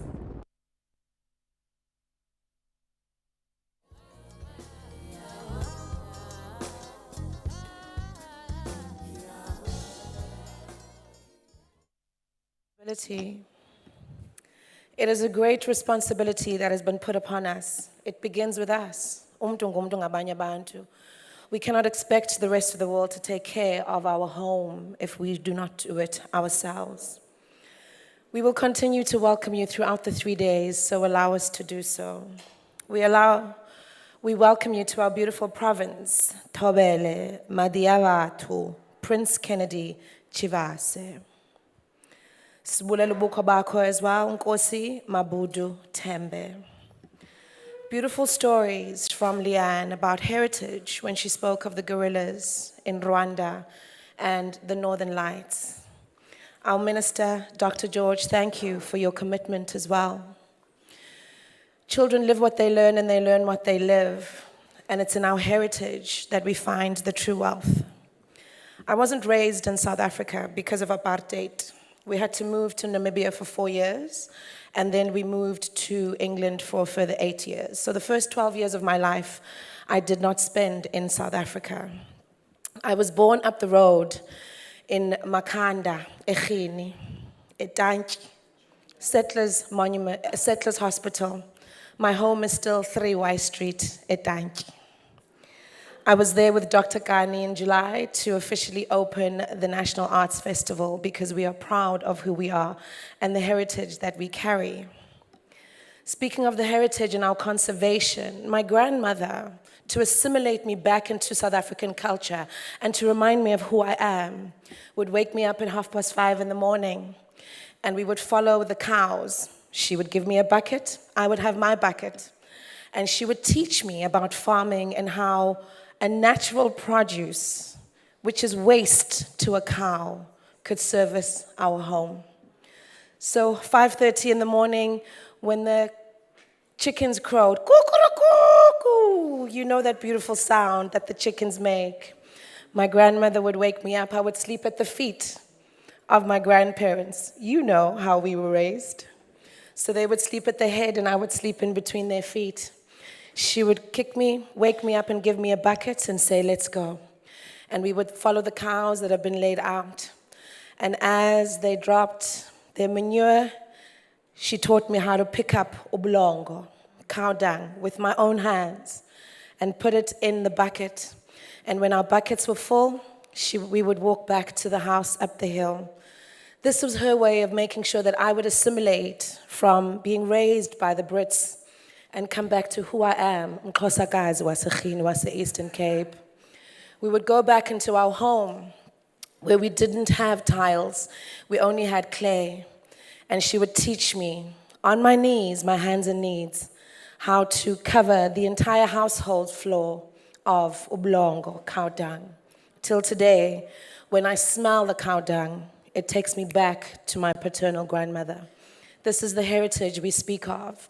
We know what time to milk our cows for the right milk. We know when it's too late. These are the things, Minister, that you are allowing us to keep as ours, as you said, and show the world how beautiful we are as South Africa. So, as our chairman said, Utabawo, if your dreams don't scare you, they're not big enough.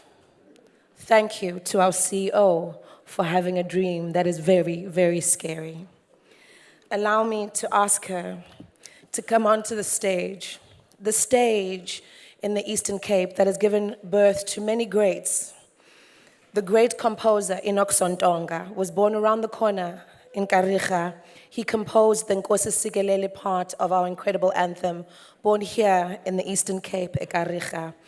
The great poet Thabo Mbeki of I Am an African was also born here in the Eastern Cape. So thank you for keeping this province alive and hosting this incredible 2040 conference here. I spoke to our CEO this morning and I said to her, "How do you feel? Are you excited?" She said, "Unathi, it's work and I've got to get the job done." So please help me welcome on stage the leader that is getting the job done, our CEO, Hapilwe Silo of SANParks.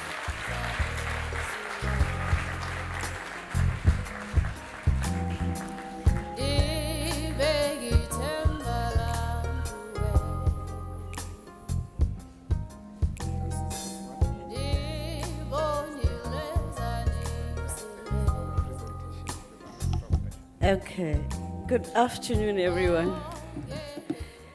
I'm at a point where I'm sort of khotso dumelang. Ke a leboha. Where I feel like I'm almost sleepwalking, such as the effort it's taken for us to get here.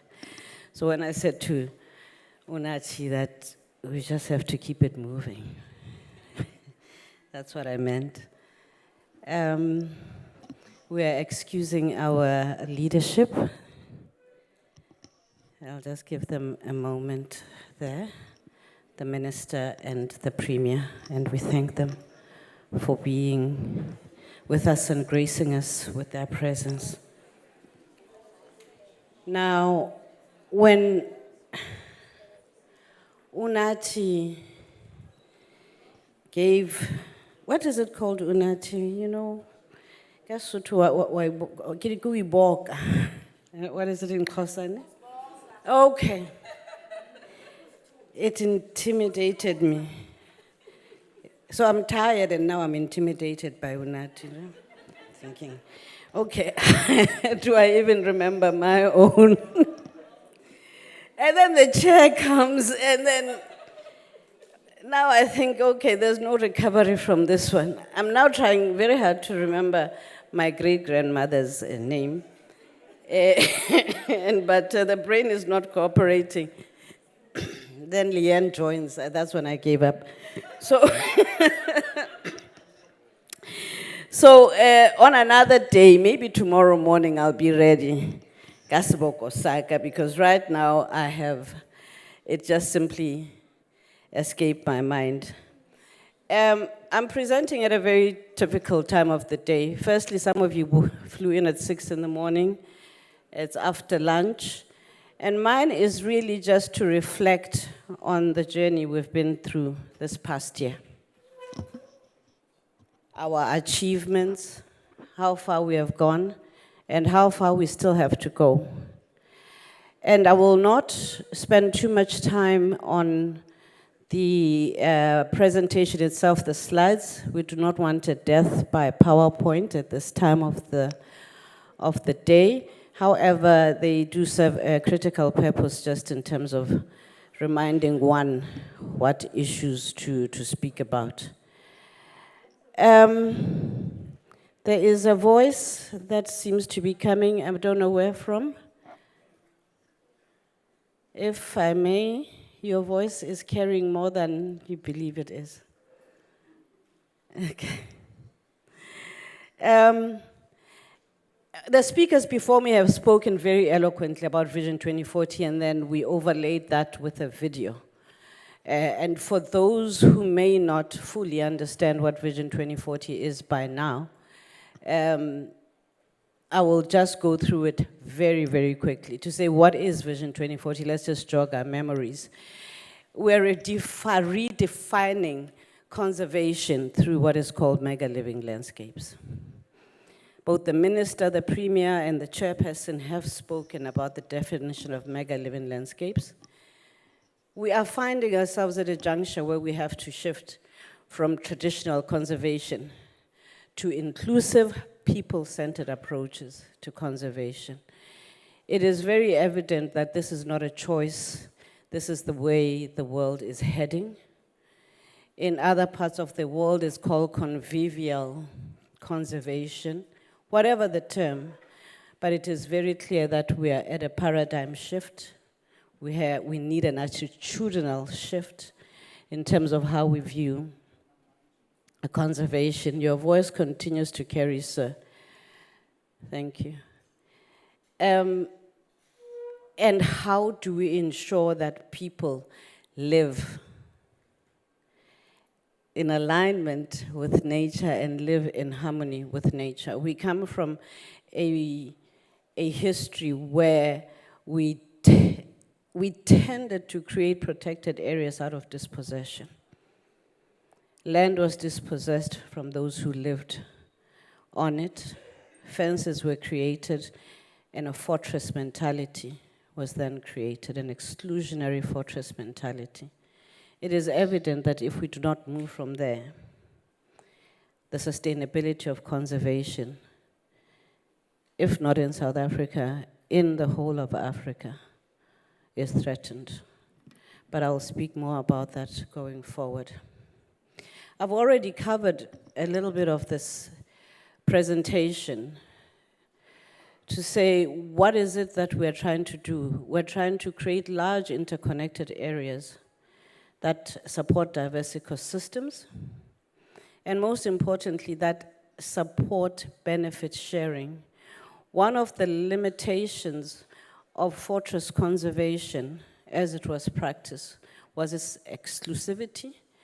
And we have a situation where communities around conservation or conserved areas firstly do not understand the benefit of the existence of the area, why it should be protected, and they do not see an impact in their lives by virtue of neighboring a conserved area. So inclusivity goes just beyond socioeconomic development. It is also acknowledging that there are indigenous systems that need to be incorporated into how we manage our conserved areas, and acknowledging the cultural heritage within our communities and finding ways of interpreting them and incorporate them into how we manage conserved areas. Through the video, this was spoken about quite a lot. I will not say much about it, but nevertheless, we are at this point piloting the concept of mega living landscapes in these 4 areas. I must just say also that we're not the only entity, by the way, that is piloting mega living landscapes. I must just indicate that. So we in SANParks call it Vision 2040. Others are practicing relatively or exploring the same concept, calling it whatever may be the case, but it really underscores the point that I made, that the time is now. There is no option.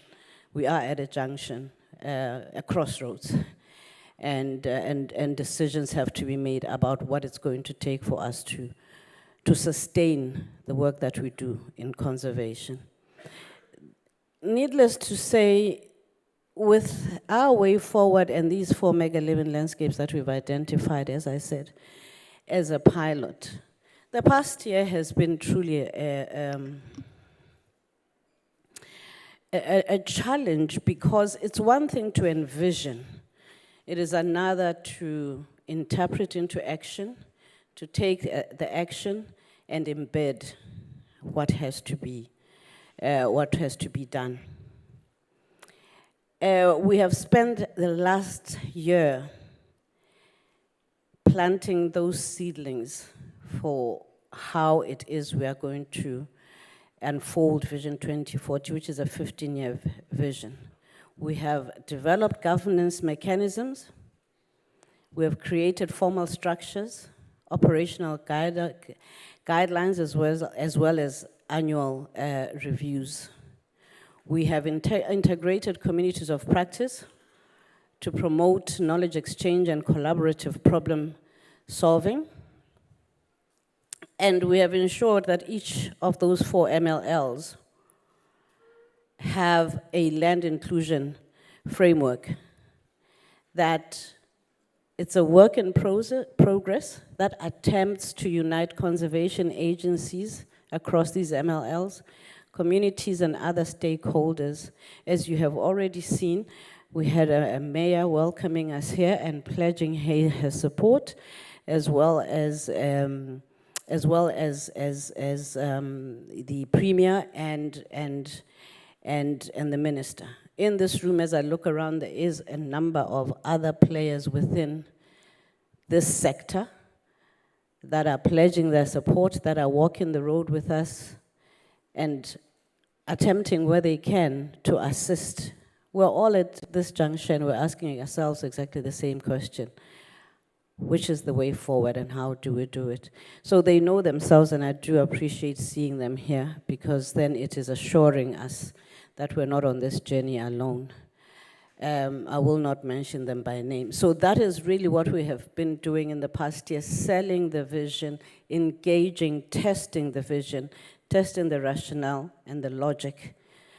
And so far, so good.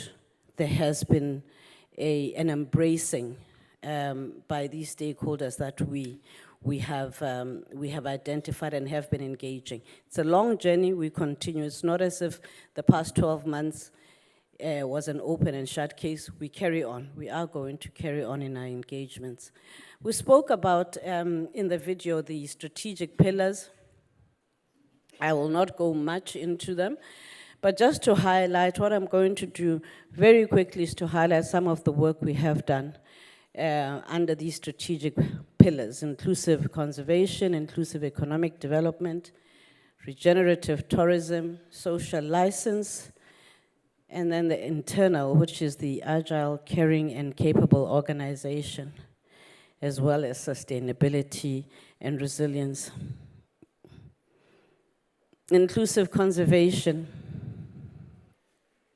I have spoken earlier on about the extent to which Vision 2040 is a paradigm shift and it reinterprets protected areas.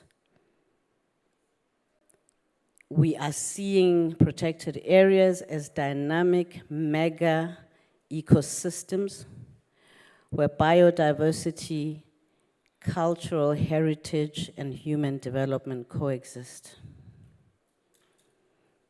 Through this pillar, we're advancing our approach to conservation beyond what we understood in the past. As I've said, we're now embracing other forms of conservation and land inclusion, such as co-stewardship, which is now a very critical anchor in our land expansion plans as the South African national parks.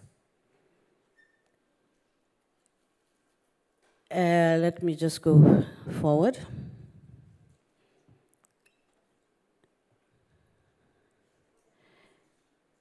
Okay, I will not repeat myself.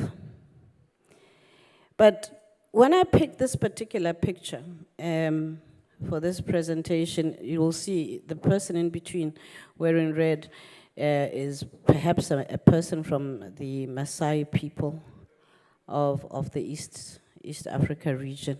And I did it deliberately because I believe the East Africa region for us is a, what is the word I'm looking for? Almost a perspective that begins to show us that people can live in harmony with nature, and that perhaps they don't call it mega living landscapes, but the manner in which their communities coexist with nature is effectively, it's in essence what it is we are still striving for and aspiring to.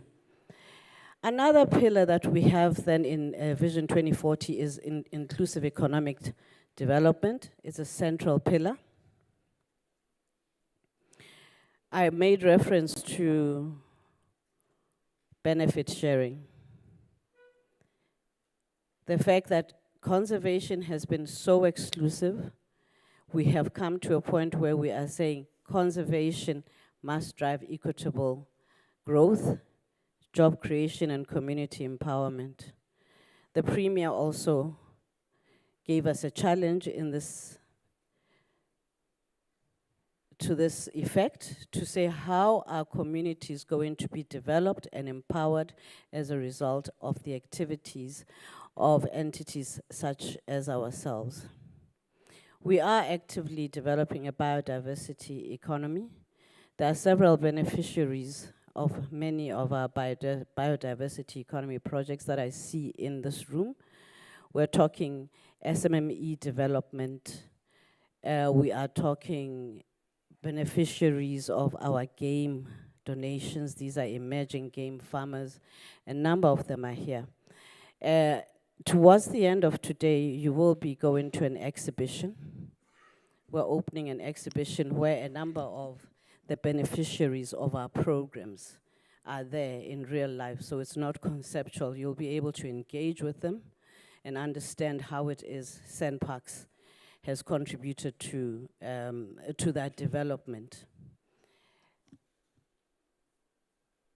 The next pillar that I'd like to speak about is that of social license, which I also made reference to in passing. To say we are at a juncture where if we are unable to provide a sense of why it is we exist as conservation areas, if we're unable to have a sharing of benefits, our social license to operate will become invalid. What are we doing? We are ensuring that conservation must be co-owned and co-created with communities, ensuring that we have sufficient trust and partnerships with communities, and that our engagements are transparent, they are frequent, and they have tangible outcomes attached to them. We have created what we call a community engagement protocol, where we use this protocol to assist our managers to be able, or our people within, on the ground, to be able to, or to guide them in their engagement with communities in a manner that is inclusive and culturally sensitive. It's a long journey, but as well, I am seeing several members of communities who are here today, acknowledging in particular our partnership with People and Parks. And I have seen the representatives here, the chairperson, as well as the chairperson of the youth. We will continue to refine this element, this particular pillar of social license. The issue of working with communities, ensuring that communities benefit, is not new to us as SANParks. We have been doing this for the past 30 years. We started out 30 years ago in what we call social ecology. We're now where we are, social economic development. And it's a desire, a sentiment that is in constant refinement, but Vision 2040 propels us further and a lot higher. Regenerative tourism, for those of you who know, SANParks exists on the basis of its tourism revenue. And the issue now is, we are very clear about our sustainability from a tourism point of view, but regenerative tourism is a different perspective altogether.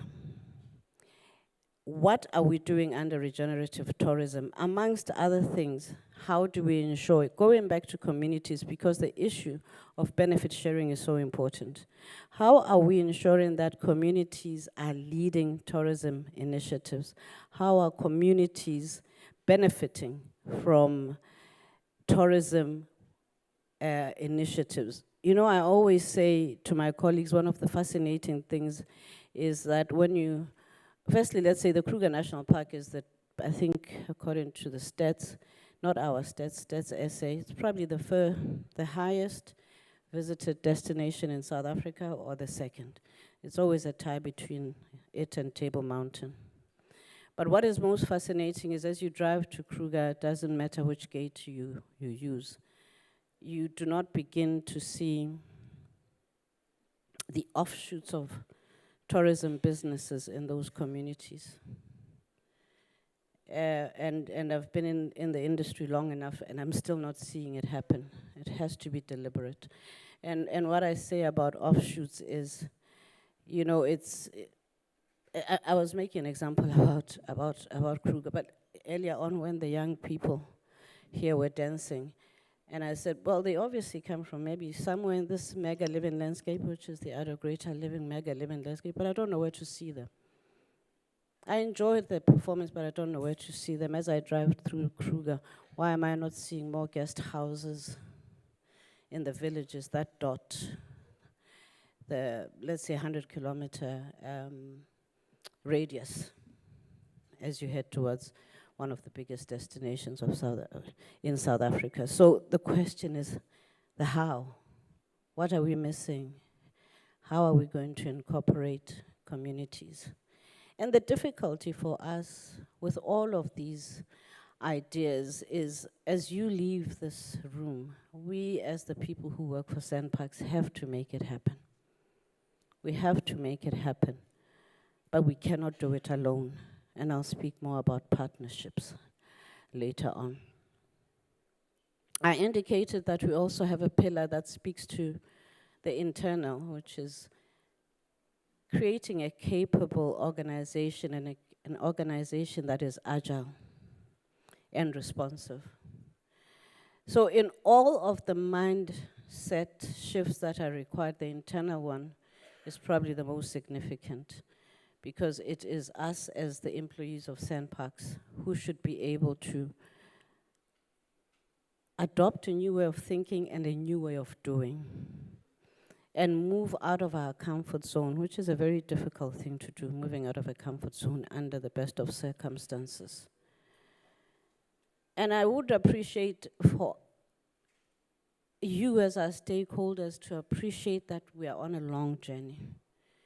We'll get some right, we'll get some wrong, but we need to refine it together if indeed you are committed to what it is as what we see as our future. So what we are doing in the past year, we have been reviewing and investing in finding options that will assist us to support ourselves, I wouldn't say our staff, ourselves, to cross that barrier, to make that mindset shift, to think differently, to do differently. And that probably takes a lot longer than just getting some donor money, because at the end of the day, it will not work unless those three guys on the ground look, that picture, those boots on the ground, until they think of it differently. They have been trained in how to keep the integrity of a conserved area in a particular way. And they do it well. Minister was talking about law enforcement and poaching. They do it well. What are we then asking them to do from here on? And how does that blur the lines in terms of how they are trained and what is now expected of them? Those are some of the difficult questions that we have to deal with. I've just given you a very quick sense then of both the internal and the external of what we've been doing in the past year.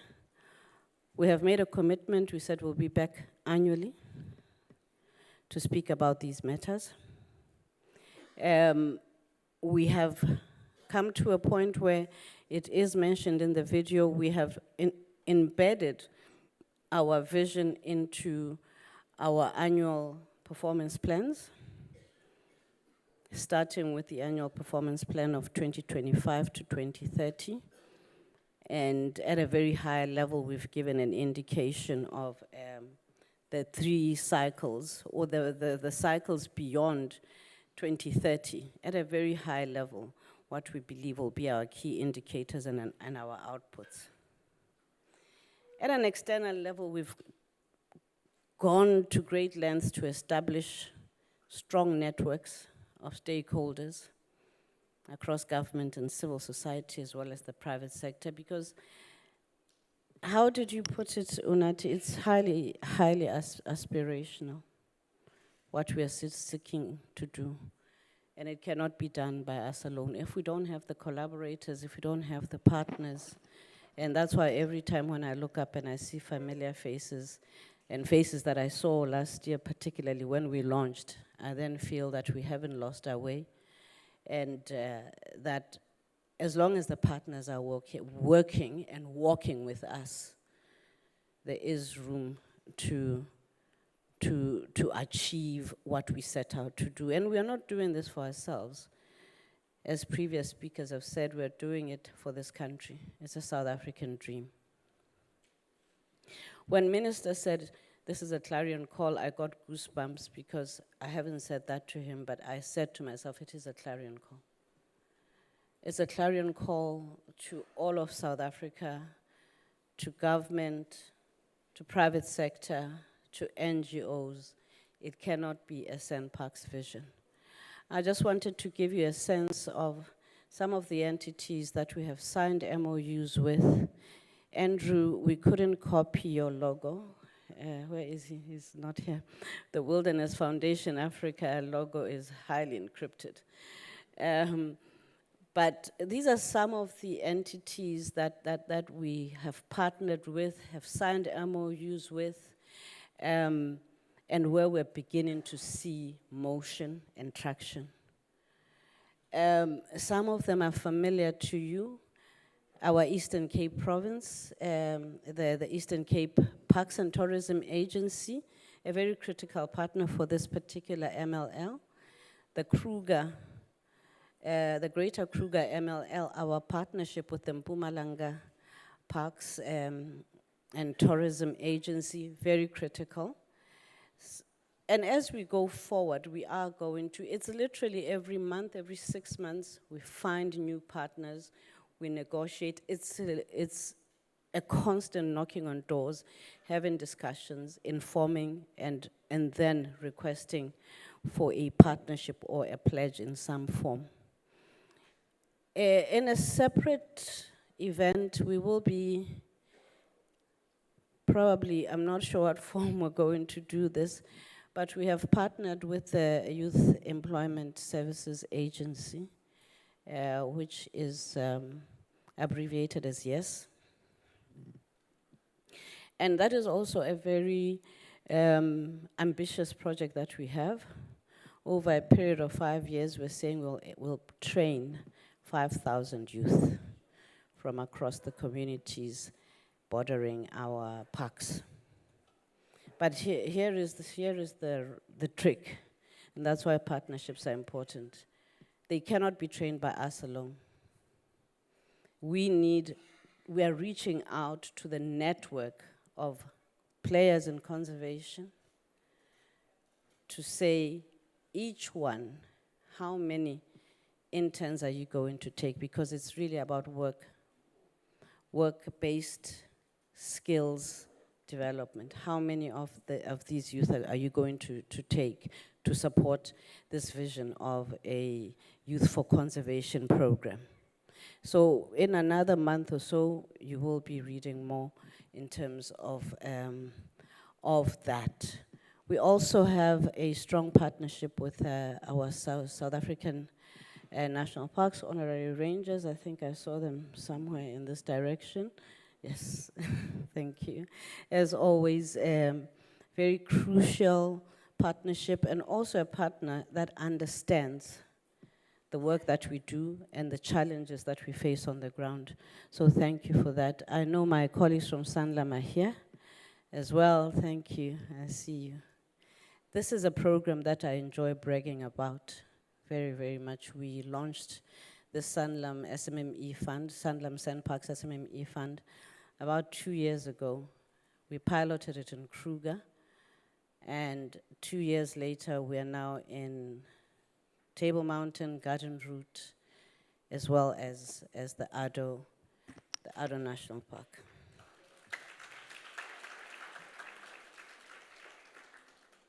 We have dispersed through that fund close to 10 million rand in loans to SMMEs.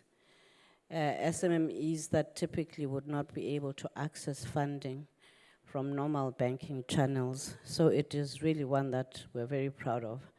And when I do go and see the private sector, I must tell you, my colleagues from Sanlam, I do use your name, and I keep saying to them, look what Sanlam is doing.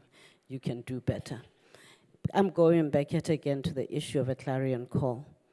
Cathsita, I'm not sure if my colleagues from Cathsita are here. Cathsita has agreed to fund capacity building programs in conservation-related fields for communities to the tune of 62 million over 3 years.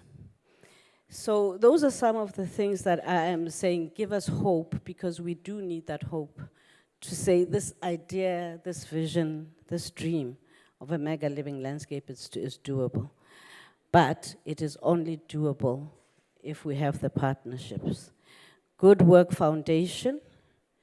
Kate, I saw you when I walked in. Let me acknowledge the work that you do. We want to go into a partnership with the Good Work Foundation.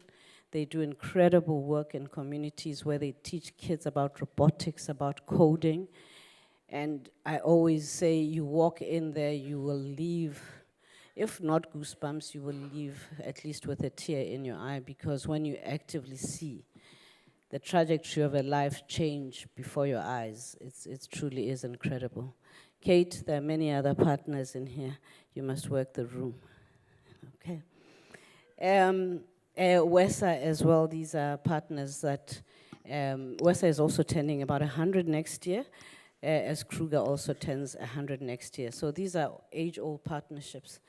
We constantly are saying, please introduce us to other potential collaborators, other potential donors. This is a mass movement, and we invite everybody to get on board. The next 2 days are going to be very conversational, and I'm hoping that a lot of you are going to leave having learned a lot more about Vision 2040, about the concept of mega living landscapes. And with that, we are going to see more outcomes. I will just skip through these: sustainability and resilience. And thank you. I promised you shouldn't be mad by PowerPoint, but I hope that gives you a sense of where we are, where we're going, and that for the next 2 days, as we have our breakaway sessions and our facilitated sessions, you'll be a bit more enriched in how you engage. Thank you so much.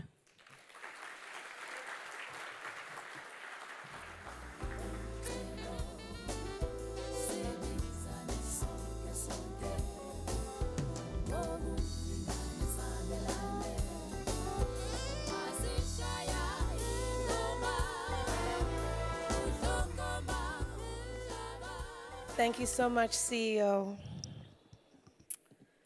5,000 students in 5 years. It takes a village.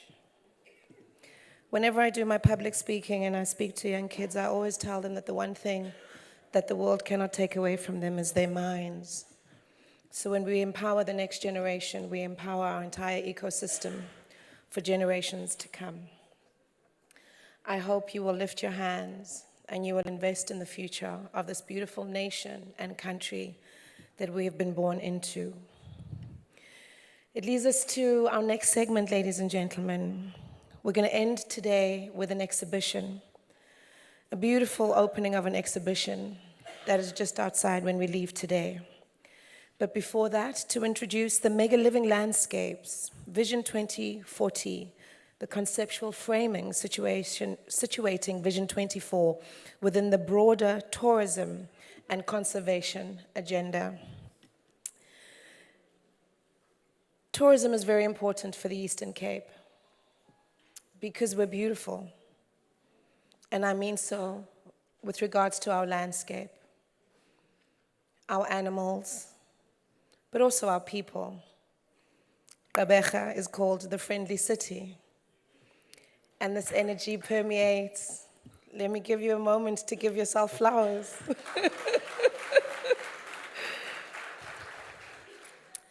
And this energy of friendliness permeates all the way through the Eastern Cape. So, to share this energy with the world is something we must do and we must invest in. Ladies and gentlemen, please welcome Professor Graham Curley on stage.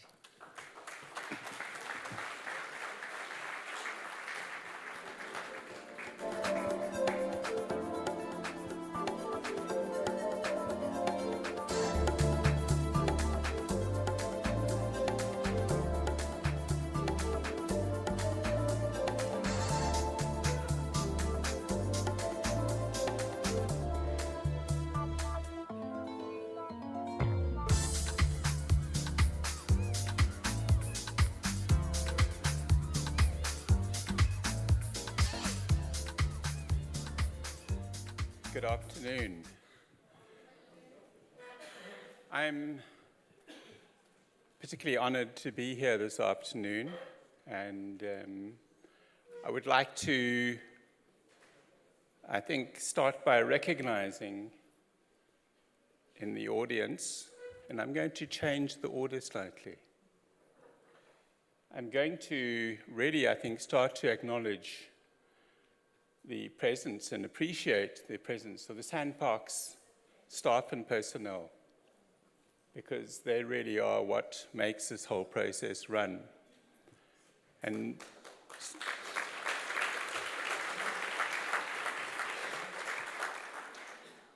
on top of them, or not on top of them, but parallel, we have all the other partner conservation agencies, and I'm afraid there's a long list, but I would really like to acknowledge the ECPTA. I think that they are doing a wonderful job in a really tough province. So thank you, ECPTA, and I recognize the chair of the ECPTA is here. But then also the board members of SANParks, the chair of SANParks, Pam, thank you very much for the invitation to talk today, and the CEO of SANParks. You really are inheriting, I think, a huge amount of energy and harnessing this process to empower you to do what is an incredibly important job for future generations. I think that there's always some risk when you ask an academic to give a talk, because we exercise something called academic freedom. So I'm going to give some of my own perspectives of how mega living landscapes fit in and maybe some of the challenges. And I think it's really important to have a context. So first of all, I'm going to talk about from game reserves to mega living landscapes. And you'll notice that there's a question mark there. Maybe I can help answer that. So first of all, I think it's really important, and the CEO mentioned now how SANParks' philosophy is evolving. Conservation has been evolving since forever. And it started off with game reserves. And in fact, the original concept of game reserves was setting aside hunting areas for the political elite, typically royalty in Africa, in America. You want me to? Okay. Sorry, folks, one thing you need to know about me, I'm deaf. So I don't always communicate so well. Not really deaf, but I have a hearing problem. Can you all hear me? Am I doing okay? Okay, cool. So game reserves, and I think this is one of the problems I've always had with all these private game reserves set themselves up here. They don't understand a game reserve is a hunting area that was set aside for the elite, royalty, kings or chiefs or whatever, to be able to hunt. And this is an image of King Jargolian, a Polish king in the 1600s, and he set aside 600 square kilometers of the Białowieża forest for bison hunting, and he did this bison hunting on horseback with spears until he was 70-odd. He fell off a horse and apparently didn't survive. But the point is, inadvertently, they set up really important areas for us. So Białowieża forest in Poland is now one of the globally recognized primeval forests that was set aside, has been protected for over 600 years, and we have something to thank the royal selfishness. In America in particular, these protected areas, game reserves, evolved into recreational areas. Things like Yellowstone National Park, Yosemite, they were pretty places for people to go and enjoy themselves. And in this country in particular, we started paying attention to single species conservation. And we have an embarrassing list of single species conservation areas. The Bontebok National Park, it's a subspecies. We have a whole national park for a subspecies of the Bontebok. Mountain Zebra National Park, another subspecies, and we set aside an area for it. The Addo Elephant National Park. So the conservation focus was on individual species. And I think it's really important to recognize how far we have come. And I think it also globally, this principle of how conservation is evolving is a very important idea. In the 1960s, Rachel Carson published a book called The Silent Spring. It was an absolute shocker. It was about the poison DDT and what it was doing to biodiversity. And what Carson pointed out was, in fact, that there was a high risk of a silent spring when the birds would call no more. And this sort of poetic tragedy that she spoke about earned her a huge amount of aggression and suppression. She was attacked broadly in government because she exposed government's enthusiasm for DDT. And what it did was ignited a public concern about nature, but it was nature for nature's sake. This has then evolved and, sorry, I can't point at the screen here. So over the years, from isolating nature from people, in other words, setting aside the classic fortress conservation, to then in the early 2000s realizing nature had value to people, and the sense then of nature for people, and now progressively people and nature. I think that this process is going to carry on unfolding as our society, as humanity matures, as we start to recognize, in fact, that we have an incredibly important role, but we also have an incredibly important responsibility on this planet. And we're going to carry on changing our thinking. And I would argue that what SANParks is expressing here in terms of the mega living landscapes and their commitment to inclusive conservation is a huge step forward. And I would like to congratulate, and I'll say this again and again, congratulate national parks on this innovation. So part of the larger global framework in which we're operating is this Kunming Montreal Biodiversity, the global biodiversity framework, and they set up 23 goals that were designed to try and conserve biodiversity integrated with human needs as well. And very specifically, and you will notice the parallels, the aims were defined for the benefit of people and planet by conserving and sustainably using biodiversity and by ensuring the fair and equitable sharing of benefits. So SANParks is setting the stage in South Africa to fit in to help drive this global initiative.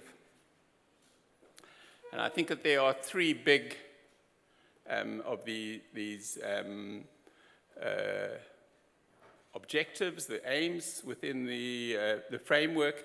First of all is to protect biodiversity, to expand conservation areas, and to restore conservation areas. That's very biodiversity focused, but that does underpin, because if we don't do that, we won't have any biodiversity left for people to benefit from. And how are we doing? Well, I'm going to introduce a concept to you. First of all, the top graph shows the increase in conservation areas over the last couple of years. And you'll notice there's 300,000 designated protected areas across the planet. That's quite a lot. I'm not sure how many there are in South Africa. I can recall a figure of about 8,000 or something. And we have a very large chunk of the terrestrial system. About 17.5% of land globally is conserved. Only about 8.5% of marine systems are conserved. And you'd think, well, this is pretty good. Remember that up until very recently, the IUCN set a target of 10% of the planet for conservation. There was no science behind that. It was a thumbsuck of, well, that maybe protect about 50% of the species. So we're now going for 30%, which is a huge advance over that 10%. And in fact, Ed Wilson called for half for nature. He was saying we have a moral responsibility to share our planet. If we talk about equitable sharing, then we should be looking at sharing with nature. But here's the nasty surprise. Despite all this massive investment in conservation globally, the number of endangered species is rising. Some of this is due to increased taxonomy. In other words, we're defining more species, therefore there are more species that can be at risk. But some of it is very real. We are failing conservation. And I think we need to really grasp that if we cannot set up mega living landscapes as a way to advance society if we have lost our biodiversity in the process. So we have to be honest. There is a real challenge out there, and we need to do something about it. So what drives this protected area paradox, this sense of species loss while protected areas are growing? Why are we doing that? Well, I think there's three very simple answers to that question. First of all, most of our conservation areas are too small. If you look at this map of South Africa, all those little dots contribute to the very proud 9.2% of South Africa that's conserved. Only 2 parks are over 1 million hectares currently. That's Kruger and the Kalahari. The rest are minuscule. Many of the parks are in the wrong places. So what happened was, and it's particularly apparent in the Western Cape, nobody could use the top of the mountain, so they made them into nature reserves, conservation areas. So these are the worst habitats for humans, but probably also not such good habitats for much of the life that we want to coexist with. So they're in the wrong place. And globally, conservation areas are high, dry, and rocky. And we are doing similar things in this country. Not quite as bad as globally, but we're not doing a great job. And I use the image of giraffe in a grassland to get this message across.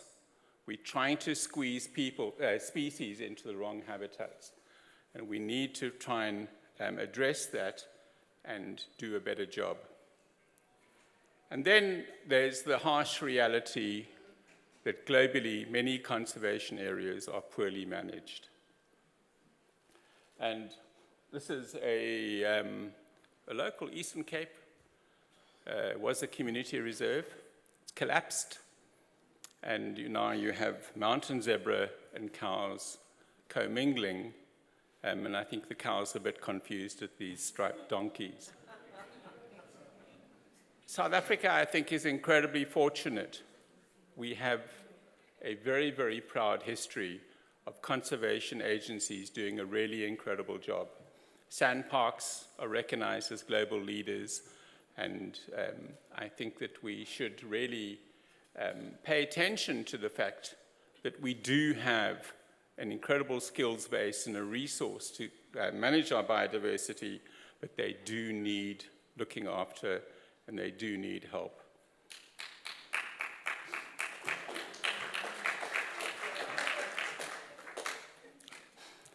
So we've heard this idea that SANParks is rethinking conservation with these mega living landscapes.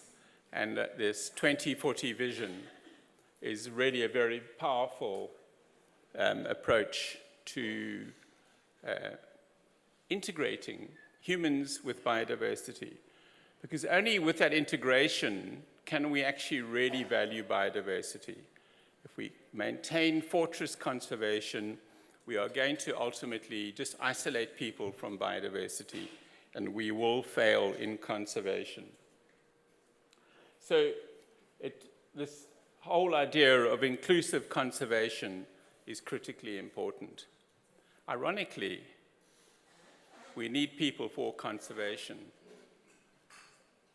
But the irony is, if it wasn't for people, we wouldn't need conservation.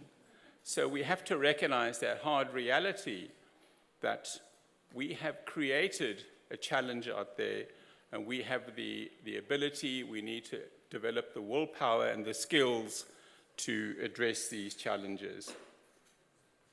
What I think is very exciting about this image of all of these conservation areas as set out in the Mega Living Landscapes, and this diversity of approaches to conservation, no longer simply fenced-off conservation areas, but landscapes in which people and biodiversity are coexisting.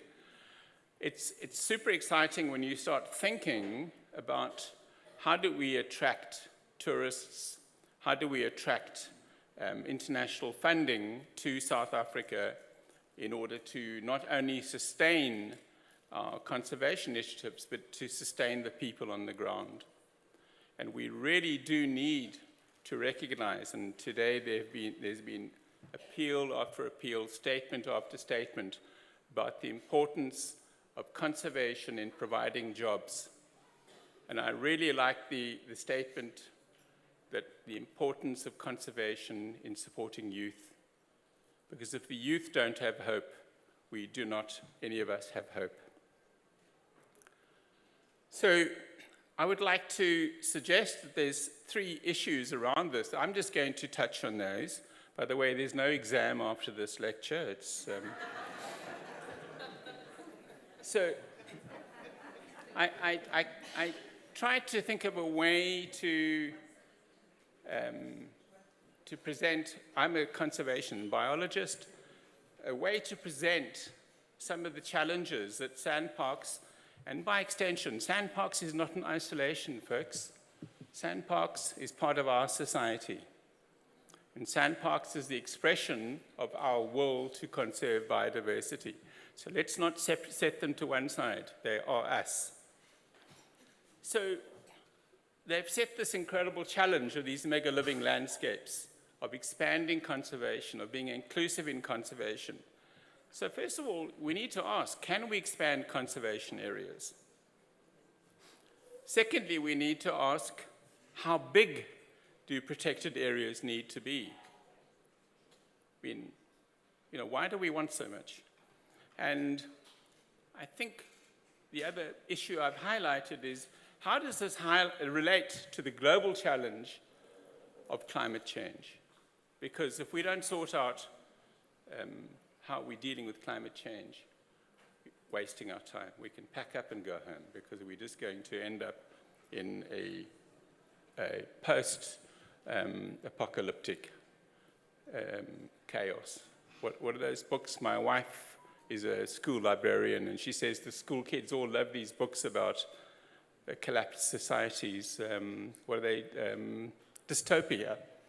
Yeah, dystopic books. If we don't sort out climate change, we're going to end up as a dystopic society. So I'm going to quickly run through these. So the first one, can we make bigger conservation areas? I'm going to say expanding Addo is our model. So the little green dot there is the 1931 Addo Elephant National Park. It was a wonderful concept, except it had no elephants, it had no water, and it was way too small. The home range of an elephant, the original park that was fenced off, was 2,500 hectares. There's no self-respecting elephant that has a home range that small. But they persisted. And by persisting with those elephants, they created hope in the Eastern Cape. And I think that there's a measure of the responsibility of the Addo Elephant National Park in terms of identifying the possibilities of conservation across South Africa. Because here was this isolated population, 11 elephants when they eventually got them into the park. And, but they have created something which you'll see is phenomenal. The park was fenced in 1954. Here's a bull elephant. His name is Lanky. He's no longer with us. And it was initially, you couldn't actually go into the park because the elephants were too aggressive. You drove around the park. I don't know if anyone else, I'm dating myself, but I can recall as a very small child going to Addo and you looked at the elephants through a fence.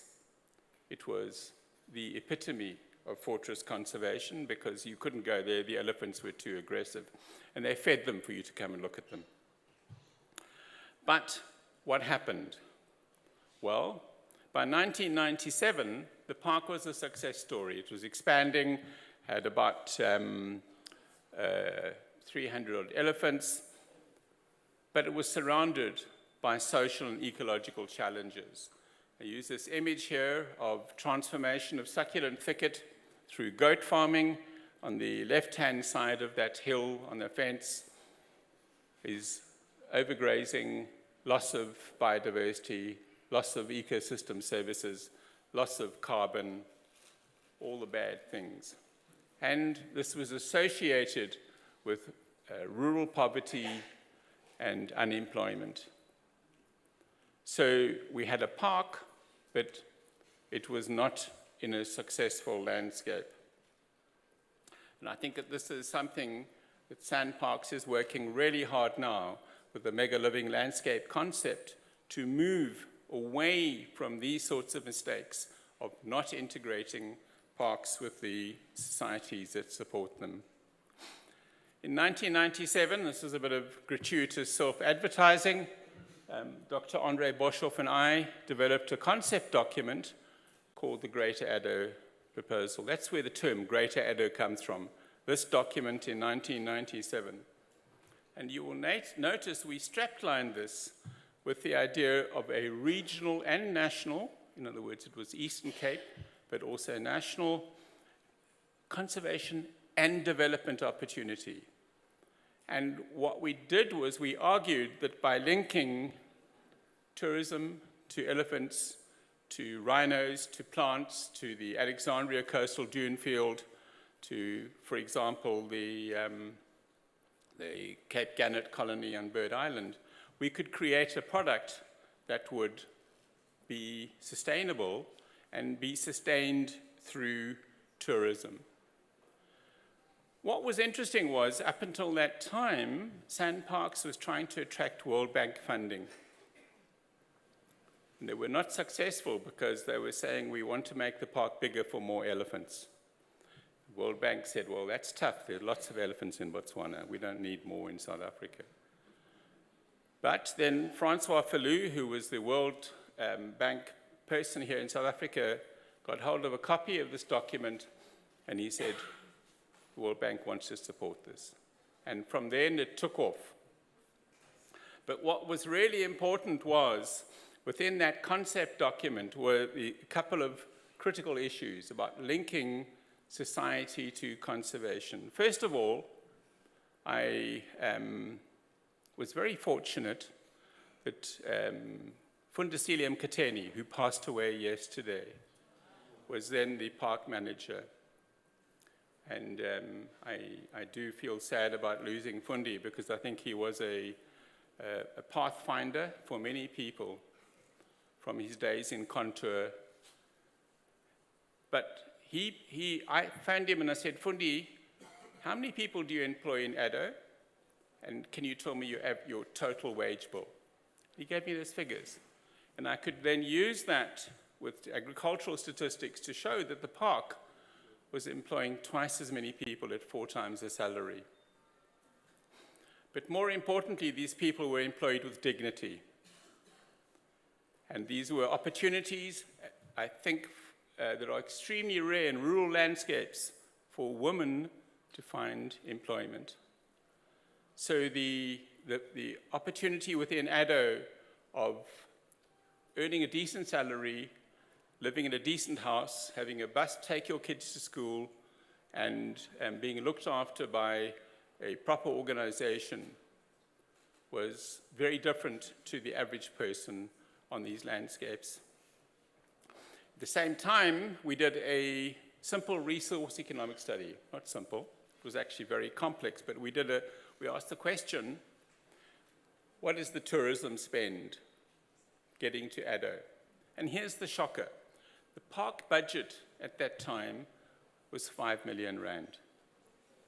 Not much, The economic impact of what the tourists were spending was 70 times that, 360 million rand.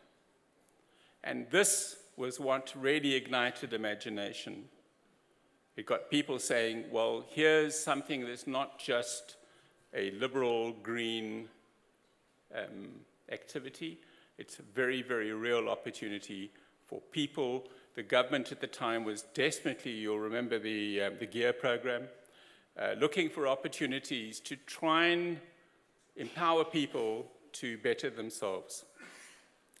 I can remember being shocked when Thabo Mbeki, who was then president, in his opening a parliament speech, he quoted that statistic from my student and said, government will support SANParks land acquisition for tourism development, not for biodiversity, it was for tourism development. So I think it's how you package these things and how you find the right information that is critical, that it makes the decision makers understand that there's real value out there. By 1990, so this was the 1997 proposal, and you can see the core, well, there's the original Addo. The Suurberg National Park had been added to Addo by that time, and the pink along here is the Woody Cape Nature Reserve. It was a provincial conservation agency, and there, stuck up, was Tutubi Nature Reserve. And so what Andre and I said, we can bring this all together, we can create a much more enhanced biodiversity opportunity that will support an enhanced tourism opportunity. And that's what really took off.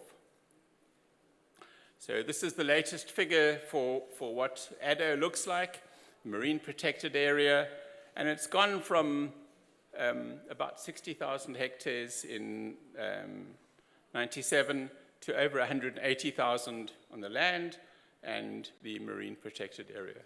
I think my point here is we can expand conservation.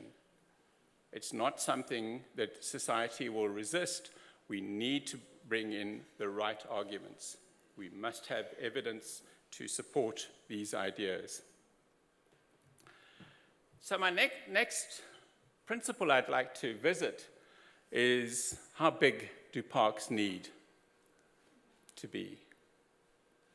And I think that we all understand the principle. You need enough individuals of a species in order for them to maintain their populations. So at least you want a boy and a girl and they can make babies, okay? The principle is then, how do we, or what do we use as a guide for that? And I think that what we must recognize that there are real problems. Small populations, there's a collapse in genetic diversity. This is due to inbreeding and genetic drift. So we have to avoid small populations. However, most of our protected areas are isolated. They're not connected. So we have, by our own planning, isolated populations. And these populations tend to be small. It means that we have an increased extinction risk across our landscape. And this idea of fencing for conservation actually is creating a genetic time bomb. We are going to end up with populations that are collapsing due to inbreeding. And by the time that starts to happen, it'll be too late. We would have lost the genetic diversity. There is a little bit of science that tries to guide us on this.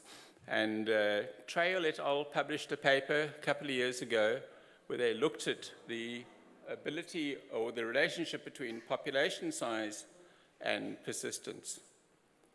And based on their work, we can use a figure of 5,000 individuals as a target for a viable population, a minimum viable population. It's a number you can give to a manager and say, if you've got 5,000, you've got about a 95% chance of, sorry, this is for mammals, about a 95% chance of that population persisting for a long time. That's what managers need. So here's the question. South Africa has 3 endemic grazers. These are species that are only found in South Africa. It means that they are national assets, they are ours. It means that they are a global responsibility. Nobody else is going to do the job of looking after them. And we need to ask then the question, can we achieve viable populations of the Cape Mountain zebra, the blesbuck, and the black wildebeest? And I'm just using these 3 as an example because I think it's a particularly pertinent example that we have to, in the end, show that South Africa is going to take on its global responsibility. So where's the opportunity to explore this? The connection of the mountain zebra and the Kamdaboo National Parks has long been on the cards. I can recall discussing it with Peter Novelli and Anthony Hall-Martin in 1998. So that was a long time back, but it's gained a huge amount of momentum, and I think it has a very real prospect, and it's one of the cores of the mega living landscape opportunity.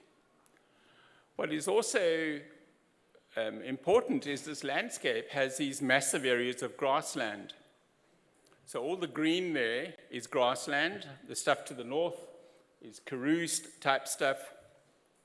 But that green grassland is really what we want to get excited about because we're trying to see if we can conserve grazers. So what we did was we modeled the potential populations of these 3 species.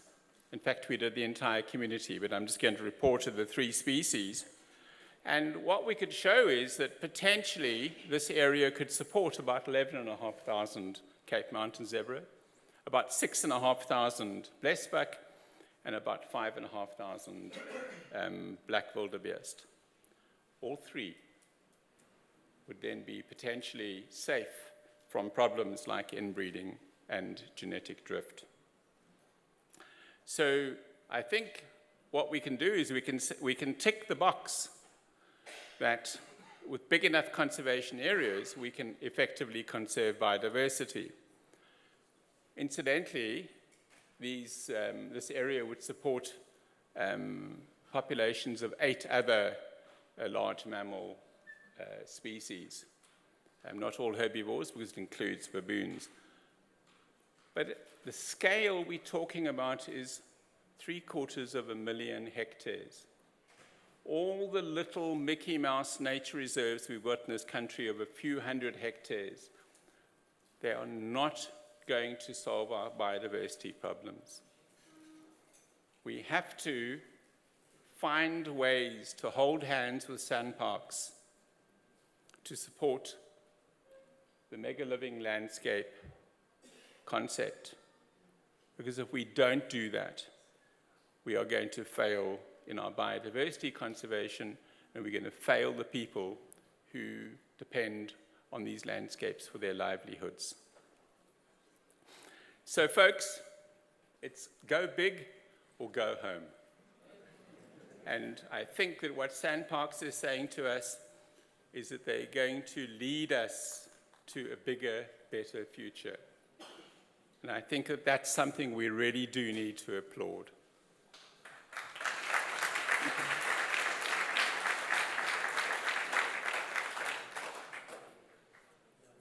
My final point is climate change. Can we use conservation areas to mitigate climate drivers? And in essence, when we think about it, we've got to control or manage carbon dioxide and methane. These are the nasty greenhouse gases that we've been releasing. We've got to manage albedo, and I don't know how many of you have even heard of albedo. Albedo is the reflection of sunshine. So if you want to cool the planet, send all that sunshine back out into space. And you know what? It's much faster, it's much more efficient than carbon sequestration because it's instantaneous. Carbon sequestration is dealing with a legacy problem. We've been burning too much fossil fuels for 200 odd years. Albedo, we can start bouncing heat back into space straight away. So these are really important issues. And fire, because fire changes the atmospheric gas composition, releases nitrogenous gases, and it influences albedo as well. So can we use mega living landscapes to play a role in trying to cool our planet?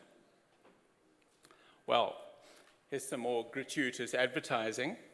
We've been doing some work on trying to understand what is the role of large herbivores on rangelands in influencing climate drivers. And what we have been able to show is that methane, nitrous oxide, aerosols, albedo, carbon dioxide, or carbon sequestration are all linked to what herbivores do on the landscapes. And the indigenous herbivores, for example, elephant, per kilogram of elephant, produces a fraction of the methane that a cow does. So if we start thinking of these landscapes, how do we manage these rangelands, which SANParks are taking on the responsibility for us of using the mega living landscapes concept and the conservation of biodiversity? How do we manage this for climate mitigation? And we have developed some hypotheses, and here's another paper we published recently where we're trying to argue that we need to integrate social justice with these use of landscapes as well. It's not done in isolation. We have to bring in social justice. One of my postdocs, Lave Simba, who's now at the University of Fort Hare, and she led this paper. And what we argue is that if you have landscapes that are managed with indigenous herbivores, you're able to, for example, increase albedo, because things like elephants push over trees and convert bushlands to grasslands. And the best reflection of sunlight is snow. Africa doesn't have much snow, but we do have grass. And we should be looking at grasslands as Africa's snow for bouncing sunlight back into space. It's a very different concept. It's thinking very differently about managing these landscapes for different purposes. And we've been doing some work, and you can see there's a couple of question marks here because these are hypotheses. But we've now been doing some work. We show incredibly high density of white rhino, for example, does not lead to a loss of soil carbon. So we can have the sorts of densities of white rhino that you're seeing in Umfolosi Shishlui and not lose soil carbon. There's some confounding factors, but the story is heartening. We're going to, I think, find a way forward. And what I'd like to do is identify an urgent research agenda here for our society, and working with SANParks in these mega living landscapes. Can we use these landscapes to influence climate drivers to our benefit? Because if we don't, we're going to end up in a collapsed society of climate change. I'm very pleased to advise that we've recently attracted funding from the EU, a biodiversity grant, and it's a consortium of my university, UCT, University of Fort Hare, and the Swedish University of Agricultural Sciences and the University of Utrecht. And we, later this month, will be having an inaugural workshop in the area around Matatiel, because we've identified that as a really important opportunity for community-based grassland or rangeland management. And we want to see, can we help this community actually manage their landscapes for climate change? So I think that's really exciting, and watch this space and we'll see where we're going to go. So I raised these thoughts about the challenges ahead, and I think the answer is yes, we can expand protected areas. We do need big protected areas, and we do need to understand how, for example, these mega living landscapes are going to be able to contribute to the major societal challenge of climate change. So if we go back to this vision of SANParks, all I can say is wow. I think that SANParks have done an incredible job of thinking out the box, and I would like to congratulate the leadership of SANParks, but also the staff of SANParks and all of the communities that have supported them in this process, because we need to think differently. And if you look at this picture of the world, I think it takes people out of their comfort zones when they suddenly realize we can look at things differently. Thank you.